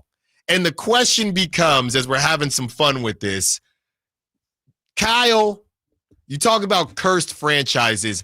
Are we headed towards the curse of Luka? Dallas sure thinks so. I mean, it's never happened before, right? There has never in the history of basketball been a 25-year-old, 5-time All-NBA player traded on the team's own volition. Even when the trade happened, the closest example people were pointing to was Kareem Abdul-Jabbar getting traded from the Milwaukee Bucks to the Los Angeles Lakers. But Kareem demanded a trade. Right. And 2, that was 50 years ago. Yeah. So there's no precedent for a player that good, that young, being traded by a team on their own volition. And the fact that the season has just completely fallen apart for the Dallas Mavericks is vindication that it's a terrible trade, which we all kind of knew at the time. But it does set the stage for reputational disaster, not just for the Dallas Mavericks general manager, much maligned Nico Harrison, which I think maybe only Drake has had a worse year than Nico Harrison, but it also sets up poorly for Miriam Adelson, who owns the team, because now it's a reputational, you're the team that traded Luka Doncic. Yeah. You're the team that doesn't believe in loyalty. And that's how you fall into the trap, is poor front office construction and a poor reputation from the front office. Well, and as far as the fans are concerned, this all started by them saying this has to be the most cursed, and this is probably a different conversation, the most cursed season a fan base has ever endured. And I think you could go back and forth because it depends on your expectations. Somebody said, I saw one of the first comments was, I don't know, man, the Warriors, KD tearing his Achilles and then Klay Thompson tearing his ACL was pretty cursed, but you're in the finals. You've already won, what was it at that time? 5 straight Western Conference championships. Right. And they were going for a three-peat with KD. So it was cursed, but you're in the finals. You just had a bunch of parades. That does not compare to what the Mavericks are going through. And we'd have to take some time to figure out. And 916-339-1140. Can you think, go back, the OGs out there or the sports historians, has there been a more cursed season to a sports franchise than the Mavs this season? I've got a list of 5. Okay, we'll get them on the other side. We're also going to do some pocket watch. Allen Stiles, Sacktown Sports. Friday night, Kings and Spurs. Game night with Scott Marsh and the high flyer Henry Turner starts at 5:30. Tip-off at 7. The Kings play here on Sacktown Sports. Sacktown Sports, 1140. Thanks for calling Discover. This is Nia. Hi, Nia. It's Jennifer. Did you know that Discover automatically doubles all the cash back you've earned at the end of your first year? Yeah, I work here. Okay. I was just double checking. Get it? Because Discover automatically doubles all the cash back you've earned at the end of your first year? Oh, you get me, Nia. You could say that I double get you. I guess we've taken it too far. You earn, we match. Discover Cashback Match. See terms at discover.com/credit card. With Progressive's collision coverage, my family gets up to $1,000 for vet bills if I'm injured in a car accident. And that makes this Chihuahua really feel like part of the family. What's that? I don't sound like a Chihuahua? Oh, I'm sorry. What exactly am I supposed to sound like? I guess all Chihuahuas are high-strung, riding around in expensive designer purses. Actually, I prefer riding in cars. So I appreciate that my family protects me with Progressive's pet collision coverage. Okay, maybe I am a little high-strung. Progressive Casualty Insurance Company and Affiliates. Not available in all states. Coverage for dogs and cats is included with the purchase of collision coverage and is subject to policy terms. 1 ticket, 2 huge shows. The Sacramento Boat Show and the Big RV Show. Multiple dealers discounting all the best brands. Hundreds of wakeboard boats, fishing boats, and pontoon boats. Acres and acres of travel trailers, fifth wheels, toy haulers, and motorhomes. And loads of ATVs, too. 2 shows. 1 massive event. The Sacramento Boat Show and the Big RV Show. On now at Sacramento's Cal Expo. Find discounts at 2hugeshows.com. Sacramento's premier country music festival, Country in the Park, is coming back May 16th and 17th at Cal Expo with Bailey Zimmerman, Billy Currington, Cole Wetzel, Nate Smith, and more. You'll enjoy food trucks, rock walls, and a mechanical bull, line dancing, and more. Single-day GA tickets start at $52 at CITPFest.com. Country in the Park, May 16th and 17th with Save Mart and McKee Brothers Plumbing and Rooter Incorporated. Find out more at CITPFest.com. Huge savings now on new 2025 Silverado at the Maida Chevy Silverado Supercenter. With $10,250 off MSRP after rebates on select new 2025 LT models at Maida Chevy. And Maida Chevy has one of the largest selections in the Sacramento area. $10,250 off new Silverado at Maida Chevy. Now that's big, huge. See them all at MaidaChevy.com. Together, let's drive. Not available with special financing. Leasing time other offers. 5 years off from 2011 or newer Chevrolet. Made a great deal at Maida. At Valley Strong Credit Union, we know that local businesses are the backbone of the Central Valley, investing in our neighborhoods, boosting the economy, making the Valley stronger. But when it comes to their finances, where can they turn? A big bank that just sees another number? That's not good enough. Valley businesses deserve Valley support for payroll, credit, cash flow, and everything in between. Valley Business is Valley Strong. Learn how our cash management services can support your business at valleystrong.com.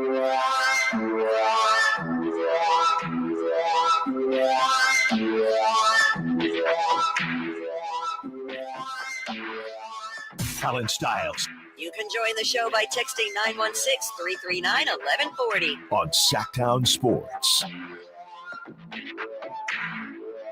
A lot of people might say that the Kings are cursed, but they're different levels of curses, right? There's a purgatory curse. There's you had high expectations and it just didn't work out. Didn't the Nets feel like they're a bit cursed, right?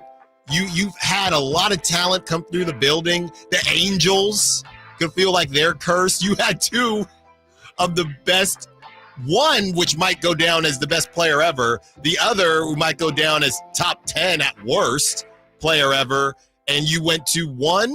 And that playoff series they went to with Mike Trout wasn't. They won 0 playoff games. Right, and that was not with. They never went to the playoffs with Ohtani. No, it was of course not. 2014. They got swept by the Royals in the first round of the playoffs. I think they were the 1 seed. 916 is saying Barry Bonds leaving Pittsburgh, even though it wasn't a trade. The Pirates stunk for the next 15 to 20 years. Kyle, you said you had a list. Well, we'll see who's better or worse than the Mavericks right now. Yeah, sorry, I'm just pulling it up real quick, but I don't feel like that counts because that's just an organization being cheap. I don't feel like cheap necessarily works with curse. Right.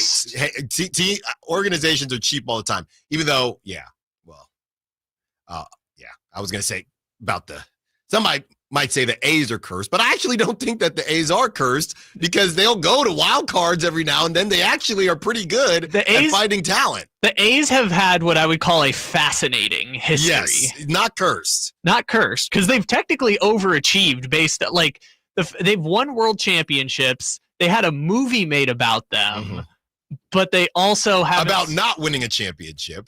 Yeah, but the whole narrative is like you won even though you lost. That's some Sacramento Kings stuff right there. All right, what's the list? Okay, so I came up with a few. You mentioned the Curse of the Bambino. That's a pretty good one. Basketball-wise, I think this is the best one. So let's go all the way back here to 1994. Okay. 31 years ago, the Atlanta Hawks had the number 1 seed in the Eastern Conference. And on February 20th, 1994, they decided to trade Dominique Wilkins, who, wasn't the future Hall of Famer, obviously, but popularity-wise was like one of the most like Dr. J levels of popularity. As the number 1 seed in the East, they at the trade deadline traded Dominique Wilkins for Danny Manning with the Clippers. They still ended up with the 1 seed that year, but they lost in the second round to Reggie Miller's Indiana Pacers. And after trading Dominique Wilkins, they did not make the conference finals again until 2015 when they got smoked by the LeBron James the Cavaliers. Jeff Teague. After trading Dominique Wilkins in the middle of the season as the number 1 seed, the Atlanta Hawks did not go back to the conference finals for 21 years. Wow. That's a good one. What else? I'm going to nominate football, Detroit Lions. Curse of Bobby Lane is kind of the same thing as the Curse of the Bambino, but I think the poetic nature of that one is incredible because The curse of Bobby Lane, for people who don't know, Bobby Lane was the best player on the Lions in the 50s when they won a bunch of championships and they gave him away. And the curse was you will go 50 years without winning a championship because you gave up Bobby Lane. Right. And on the 50th season of the curse of Bobby Lane, which was you'll go 50 years without winning, the 50th season, the Lions became the first 0-16 team in the history of the NFL in 2008. So self-fulfilling prophecy on that one. They went 0-16 in the 50th year of the curse of Bobby Lane. You could honestly say that it's still going. I mean, the Lions were supposed to win the whole thing this season, and they got destroyed by injuries. Yeah, but this is the other kind of curse, right? My childhood team, the San Diego Chargers. The San Diego Chargers are cursed, but the joke with them is that there's only 3 kinds of seasons. There's just terrible seasons, there's mediocre seasons, and then there's seasons with expectations where they choke. Right. The Lions just got to finally experience season of expectation where they choked. It just doesn't have. The Lions were always terrible or mediocre. They finally got good and finally got to experience the pain of choke. So all right, who else? I think it all goes there. There's a couple smaller ones, but the last one I want to nominate is going all the way back to 2007. Okay. If you'll remember, Nick Saban was the head coach of the Miami Dolphins. And famously at a press conference, I think it was the second to last week of the season, reporters asked him about whether or not he was going to take the Alabama job. And Nick Saban said, definitively, point blank, I'm not going to take the Alabama job. And then 2 weeks later, Nick Saban took the Alabama job and left the Miami Dolphins. So the Miami Dolphins then had to hire a new head coach, who in turn would have, there was also the Drew Brees, Dante Culpepper thing, all that before. So you could even start it by taking Dante Culpepper over Drew Brees. But then they had to take a new head coach for the 2007 season. They were down to 2 candidates. The Chargers offensive coordinator named Cam Cameron and the Vikings defensive coordinator named Mike Tomlin. And the president of the Miami Dolphins famously said that he didn't want to hire Mike Tomlin because he was, and I quote, too hip-hop. And so they hired Cam Cameron, who went 1-15, got fired, and Mike Tomlin went on the same year to get hired by the Steelers and win the Super Bowl 2 years later. Wow. They also took Jake Long over Matt Ryan with the number 1 pick in the draft. So in terms of year from hell, like the Dallas Mavericks, taking Dante Culpepper over Drew Brees, Nick Saban leaving to go back to college and become the GOAT, and then hiring Cam Cameron over Mike Tomlin, I think that checks the box for just worst year you could have possibly had. Yeah, right. Because, there's been a little bit of, that one is a specific year versus... Oh, and then, by the way, you also didn't take an MVP quarterback in the draft with the number 1 pick. Wow. Yeah, that's brutal. And the Dolphins, I mean, they're still trying to figure things out. They now have the longest streak without winning a playoff game in the NFL. Jeez. Great stuff, Kyle. Another small one, the year the Lakers traded for Dwight Howard, and it was just terrible because Kobe Bryant hated Dwight Howard, and then Kobe Bryant tore his Achilles, and that was basically the beginning of the end of the Lakers. We're getting a little reachy. That's what I'm saying. There's about 4. There was that year the Raiders, like all those terrible things happened, and they still made the playoffs. Yeah. Getting a little reachy. I think those 4 are the nominees for the craziest. Let's get into the pocket watching for today, and there's not much. Okay, we have the Warriors taking on the Nets, and that's why that game against the Knicks was huge, because now the Warriors kind of get to chill out against the Nets. We're rooting for the Nets, but do I think the Nets are going to beat the Warriors? I do not. Rockets at Pelicans and Knicks at Lakers. At this point, we're not really paying attention to the Lakers, but yeah, the Knicks are getting going with their West Coast trip, which will also take a stop in Sacramento as we take a look at the standings. After what the Kings and Clippers did, they basically flip-flopped right back. Kings are in that 9 seed that I hate. Clippers are in the 8 seed. The Rockets, I mean, again, Rockets lose tonight. And I know a lot of people say, hey, well, the Rockets, they're that they match up well against the Kings. The Kings match up well against them. Rockets are sitting at 14 games back. The Warriors are 17 games back. So the Warriors are 3 games back of the Rockets, and they have a cupcake game against the Nets. So if the Warriors win and the Rockets lose again, the Rockets are going to keep on dropping. And I saw someone, and I don't know if you're still listening. Somebody on the text line said, hey, I either texted or called in a couple weeks ago, and I said the Rockets were going to free fall. Whoever you are, if you are listening, and I'll shout you out again, feel free to victory lap, because I don't know that I saw this coming, and I'm the one who got into it with Rockets fans about them being an AAU team and Rockets fans not taking too kindly to that. That's when they were the 2 seed, and now they're the 5 seed. And this thing could continue to get worse. Now, they do have the Pelicans tonight. It's in New Orleans, and I'd never know who's playing for the Pelicans.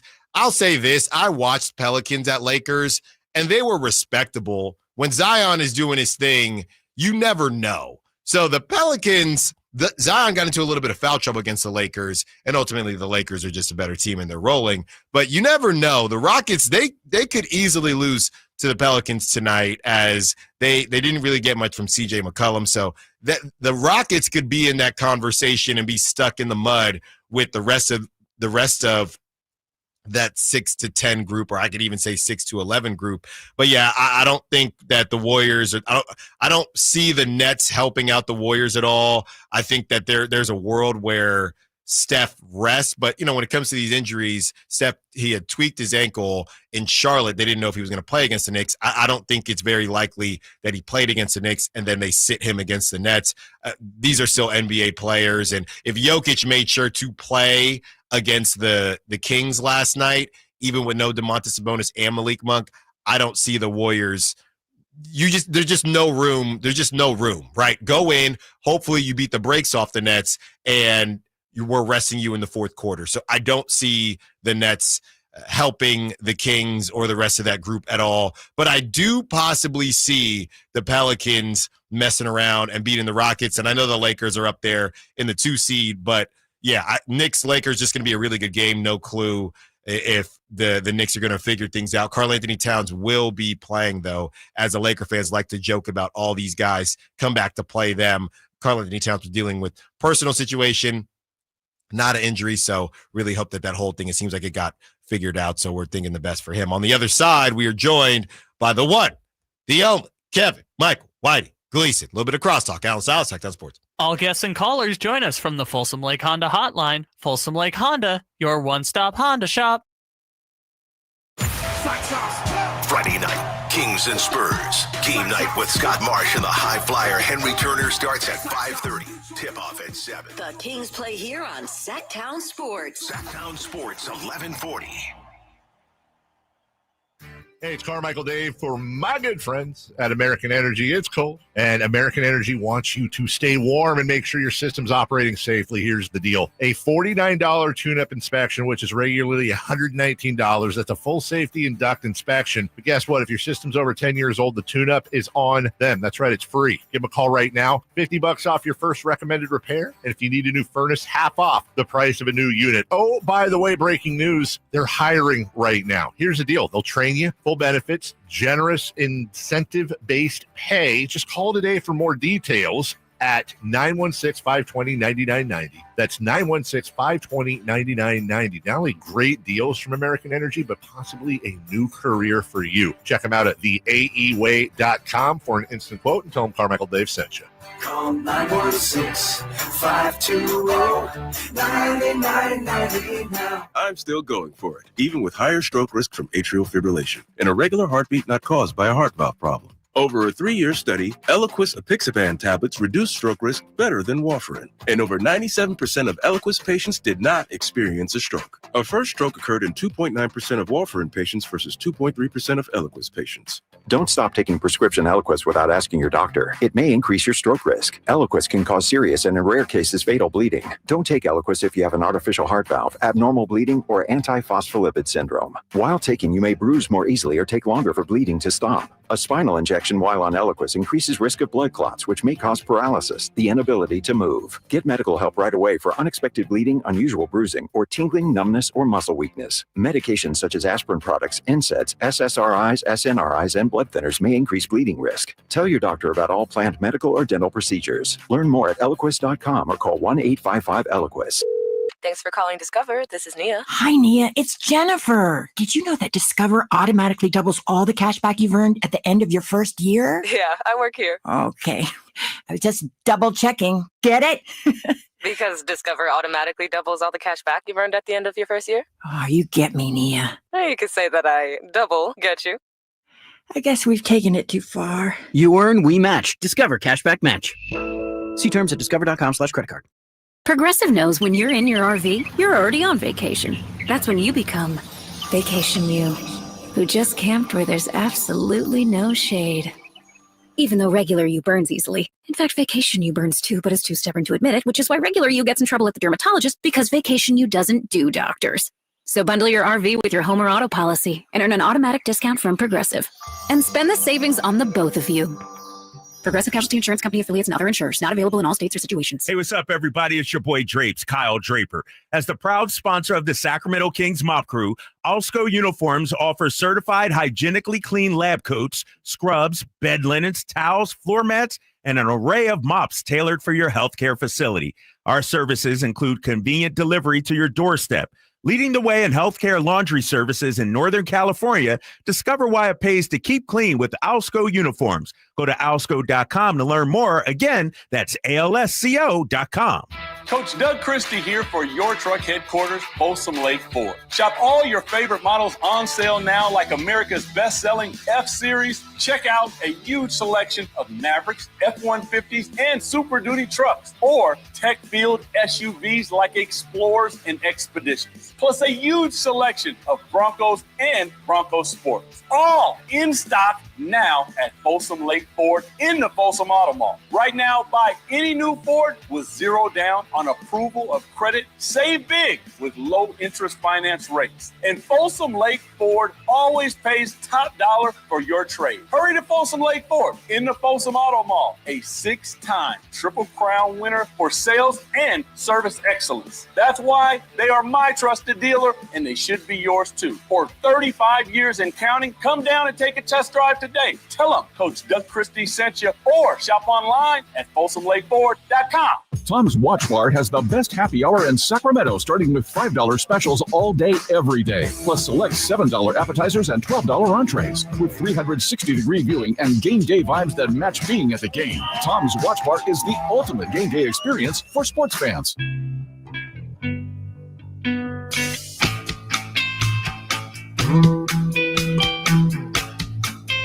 Allen Stiles. Watch the show on youtube.com/SacktownSports1140.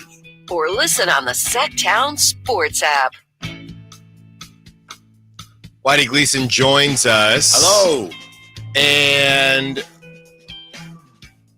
Whitey, we're going to get into some Kings, of course. But real quick, we were talking about how a lot of people are saying that the Mavs are having the most cursed season ever of a franchise and the fan base. MCSE, most cursed season ever. Yeah, I had more fun with saying, will this become a curse of Luka? And we talked about different curses that have happened. And somebody mentioned, because the Kings are in a weird place where are they cursed or it's like a purgatory curse because, but they've also stunk. Somebody mentioned Michael Malone. Should there be a curse of Michael Malone? Because Michael Malone, they obviously moved off of Michael Malone. He goes to Denver. He hates the Kings now. And he won a championship, and they might not be done. If I'm not mistaken, going way, way, way back in my Sacramento Kings history, there was talk that Arco 2 was built. There was like an Indian burial ground there or something. I don't know if it's true. Hey, wait, excuse me? Yeah, there was talk of that, and I don't know, maybe somebody made it up as a joke, and maybe it just got legs. But, people used to wonder, like, what is going on with this franchise? That was a long time ago. Wow. Yeah. Wow. Okay. So since 1988, just cursed. Yeah. Maybe. Yeah. I mean, the funny thing with the Michael Malone thing is if you try to do it with players, it would be like it's the curse of Damian Lillard and CJ McCollum and Klay Thompson and Luka Doncic. No, Luka is completely different. And I don't even think it would be a curse of De'Aaron Fox. No, really. My point is those are all players that were taken one pick after the Kings. Yeah, there's almost too much to choose from with. That's why you pick Michael Malone, because it's like, pseudo Hall of Fame coach who used to be with the team. But if you do it with players, it's like they've passed up on 6 Hall of Famers in the last 2 decades. The franchises that trade away really good players and get nothing back, or draft bad players, they tend to be cursed. Isn't it weird? Right. It's a weird thing. If the Niners didn't find Brock, would they be cursed? The curse of Trey Lance? I mean, they've won a lot of Super Bowls, though. Yeah, but this could have started it. But the problem is there was no one that draft class actually stunk, so there was no one to take. If Justin Fields ended up being good, maybe. All the good sports curses are taken now. Yeah, that's once true. the Cubs and the Red Sox beat theirs, yeah, it's like, then we're done. Well, let me introduce you to the San Diego sports curse, my childhood. Which is not a fun one. It just teaches you're never going to win anything, and all your heroes are going to die. Well, that sounds like fun. Sacramento, though. Yeah. At the same time, Whitey, look, I'm going to say this. Say it. I'm going to say it. I'm going to say it respectfully. I'm going to ask you how you felt about the game last night, because I know Kyle Draper that this was probably the best road trip. That Kyle Draper's not going to have one bad thing to say about the Kings today. It's going to be moral victory. He is off today, by the way. Oh my goodness. I wanted to enter Moral Victory City, USA with Kyle Draper, and I won't get to do it. I'm upset. He really is the Anthony Davis of the station. I'm upset. I haven't seen him in 3 weeks. He's doing some mentoring, some charity work. Okay, and I'm having some fun with Drapes. We know he does great stuff, but he would have been in his bag today, Whitey. I don't think he was real thrilled with the officiating. No, I don't think a lot. No, yeah. No. Where did you fall? We had on the Sacktown Sports Kings insiders, Brendan, Frankie, and Chris. Listen, I'm a P1. No, I know. I just know you're a busy guy. You're running around. You're making songs. You might be in the studio playing catch with Jose with a football. Yeah, there you go. Your boss, by the way, throws the football like a soccer player. Oh no! I'll just say that you can't trust those type of guys. That's the problem. Football player. A lot. So there were 2 different approaches, right? I had the Kings going 3-1. Right? No, that's the 17th time I've heard you say that today. That's the last time I'll say it. You did. That's the last time I'll say it. So I wanted to get greedy in a situation where we know 14 is not the same as it once was as far as a lead is concerned. Now, with guys like Brendan Nunez, who maybe thought that they would go 1-3 or sneak to 2-2, they felt really good about the road trip. So I felt greedy because I thought that they would match up well against Rockets. Them beating the Rockets without Sabonis, incredibly impressive. But I left not necessarily feeling as if the Kings are a completely different team now, even though they played really well. I don't know. How did you feel about it? I think that at this point of the season, we're beyond the point where we can say that was a good homestand or they had a really good road trip. They did 3-1, but right now that doesn't matter. Like at the end of the baseball season, if you're 2 games out with 3 to play and you go somewhere and you drop a game, well, we had a good road trip. Yeah, but you needed that game. Thank you. So that's where we are with the Kings, I think, right now. How did you feel last night then, watching the game? They kicked one that they could have gotten. Thank you. And they're shorthanded, but and Doug Christie said this one's going to hurt. Thank you. Yeah, finally. So both things are true. Yeah, they went 3-1 on the trip. That's great, but that one, that hurt you. You're back in 9th now. Thank you, Whitey. We're riding shotgun, and we're leaving Moral Victory City, USA. I've had to hang out here all day, and I'm leaving. I'm out of here. They should have freaking victory. They should have won that game. Yeah. They should have won that game. But they still get a moral victory because they led for double digits for 3 quarters. No, that doesn't matter. Yes, it does. Then they'll be in the moral victory play-in.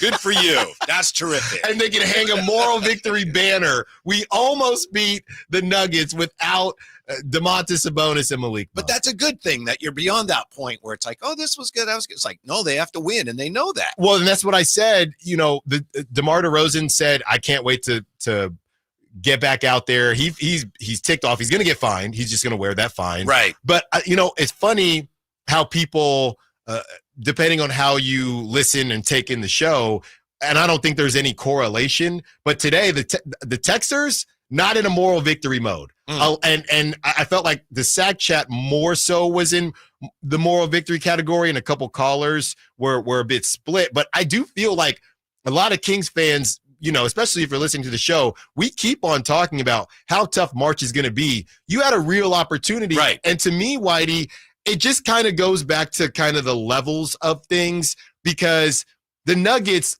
every time you play them, it seems like they're just not really trying, and you still can't beat them, like in a video game or a movie where you're punching, and then the big dude just sits there and says, "Is that all?" That's literally the Nuggets. That is. We did have them on their heels last night, though, But we've had them on their heels, and then Jamal Murray decides, I'm going to start trying now. Jamal Murray shot, 15 or 14 free throws last night? 15. Yeah. 15, made 14.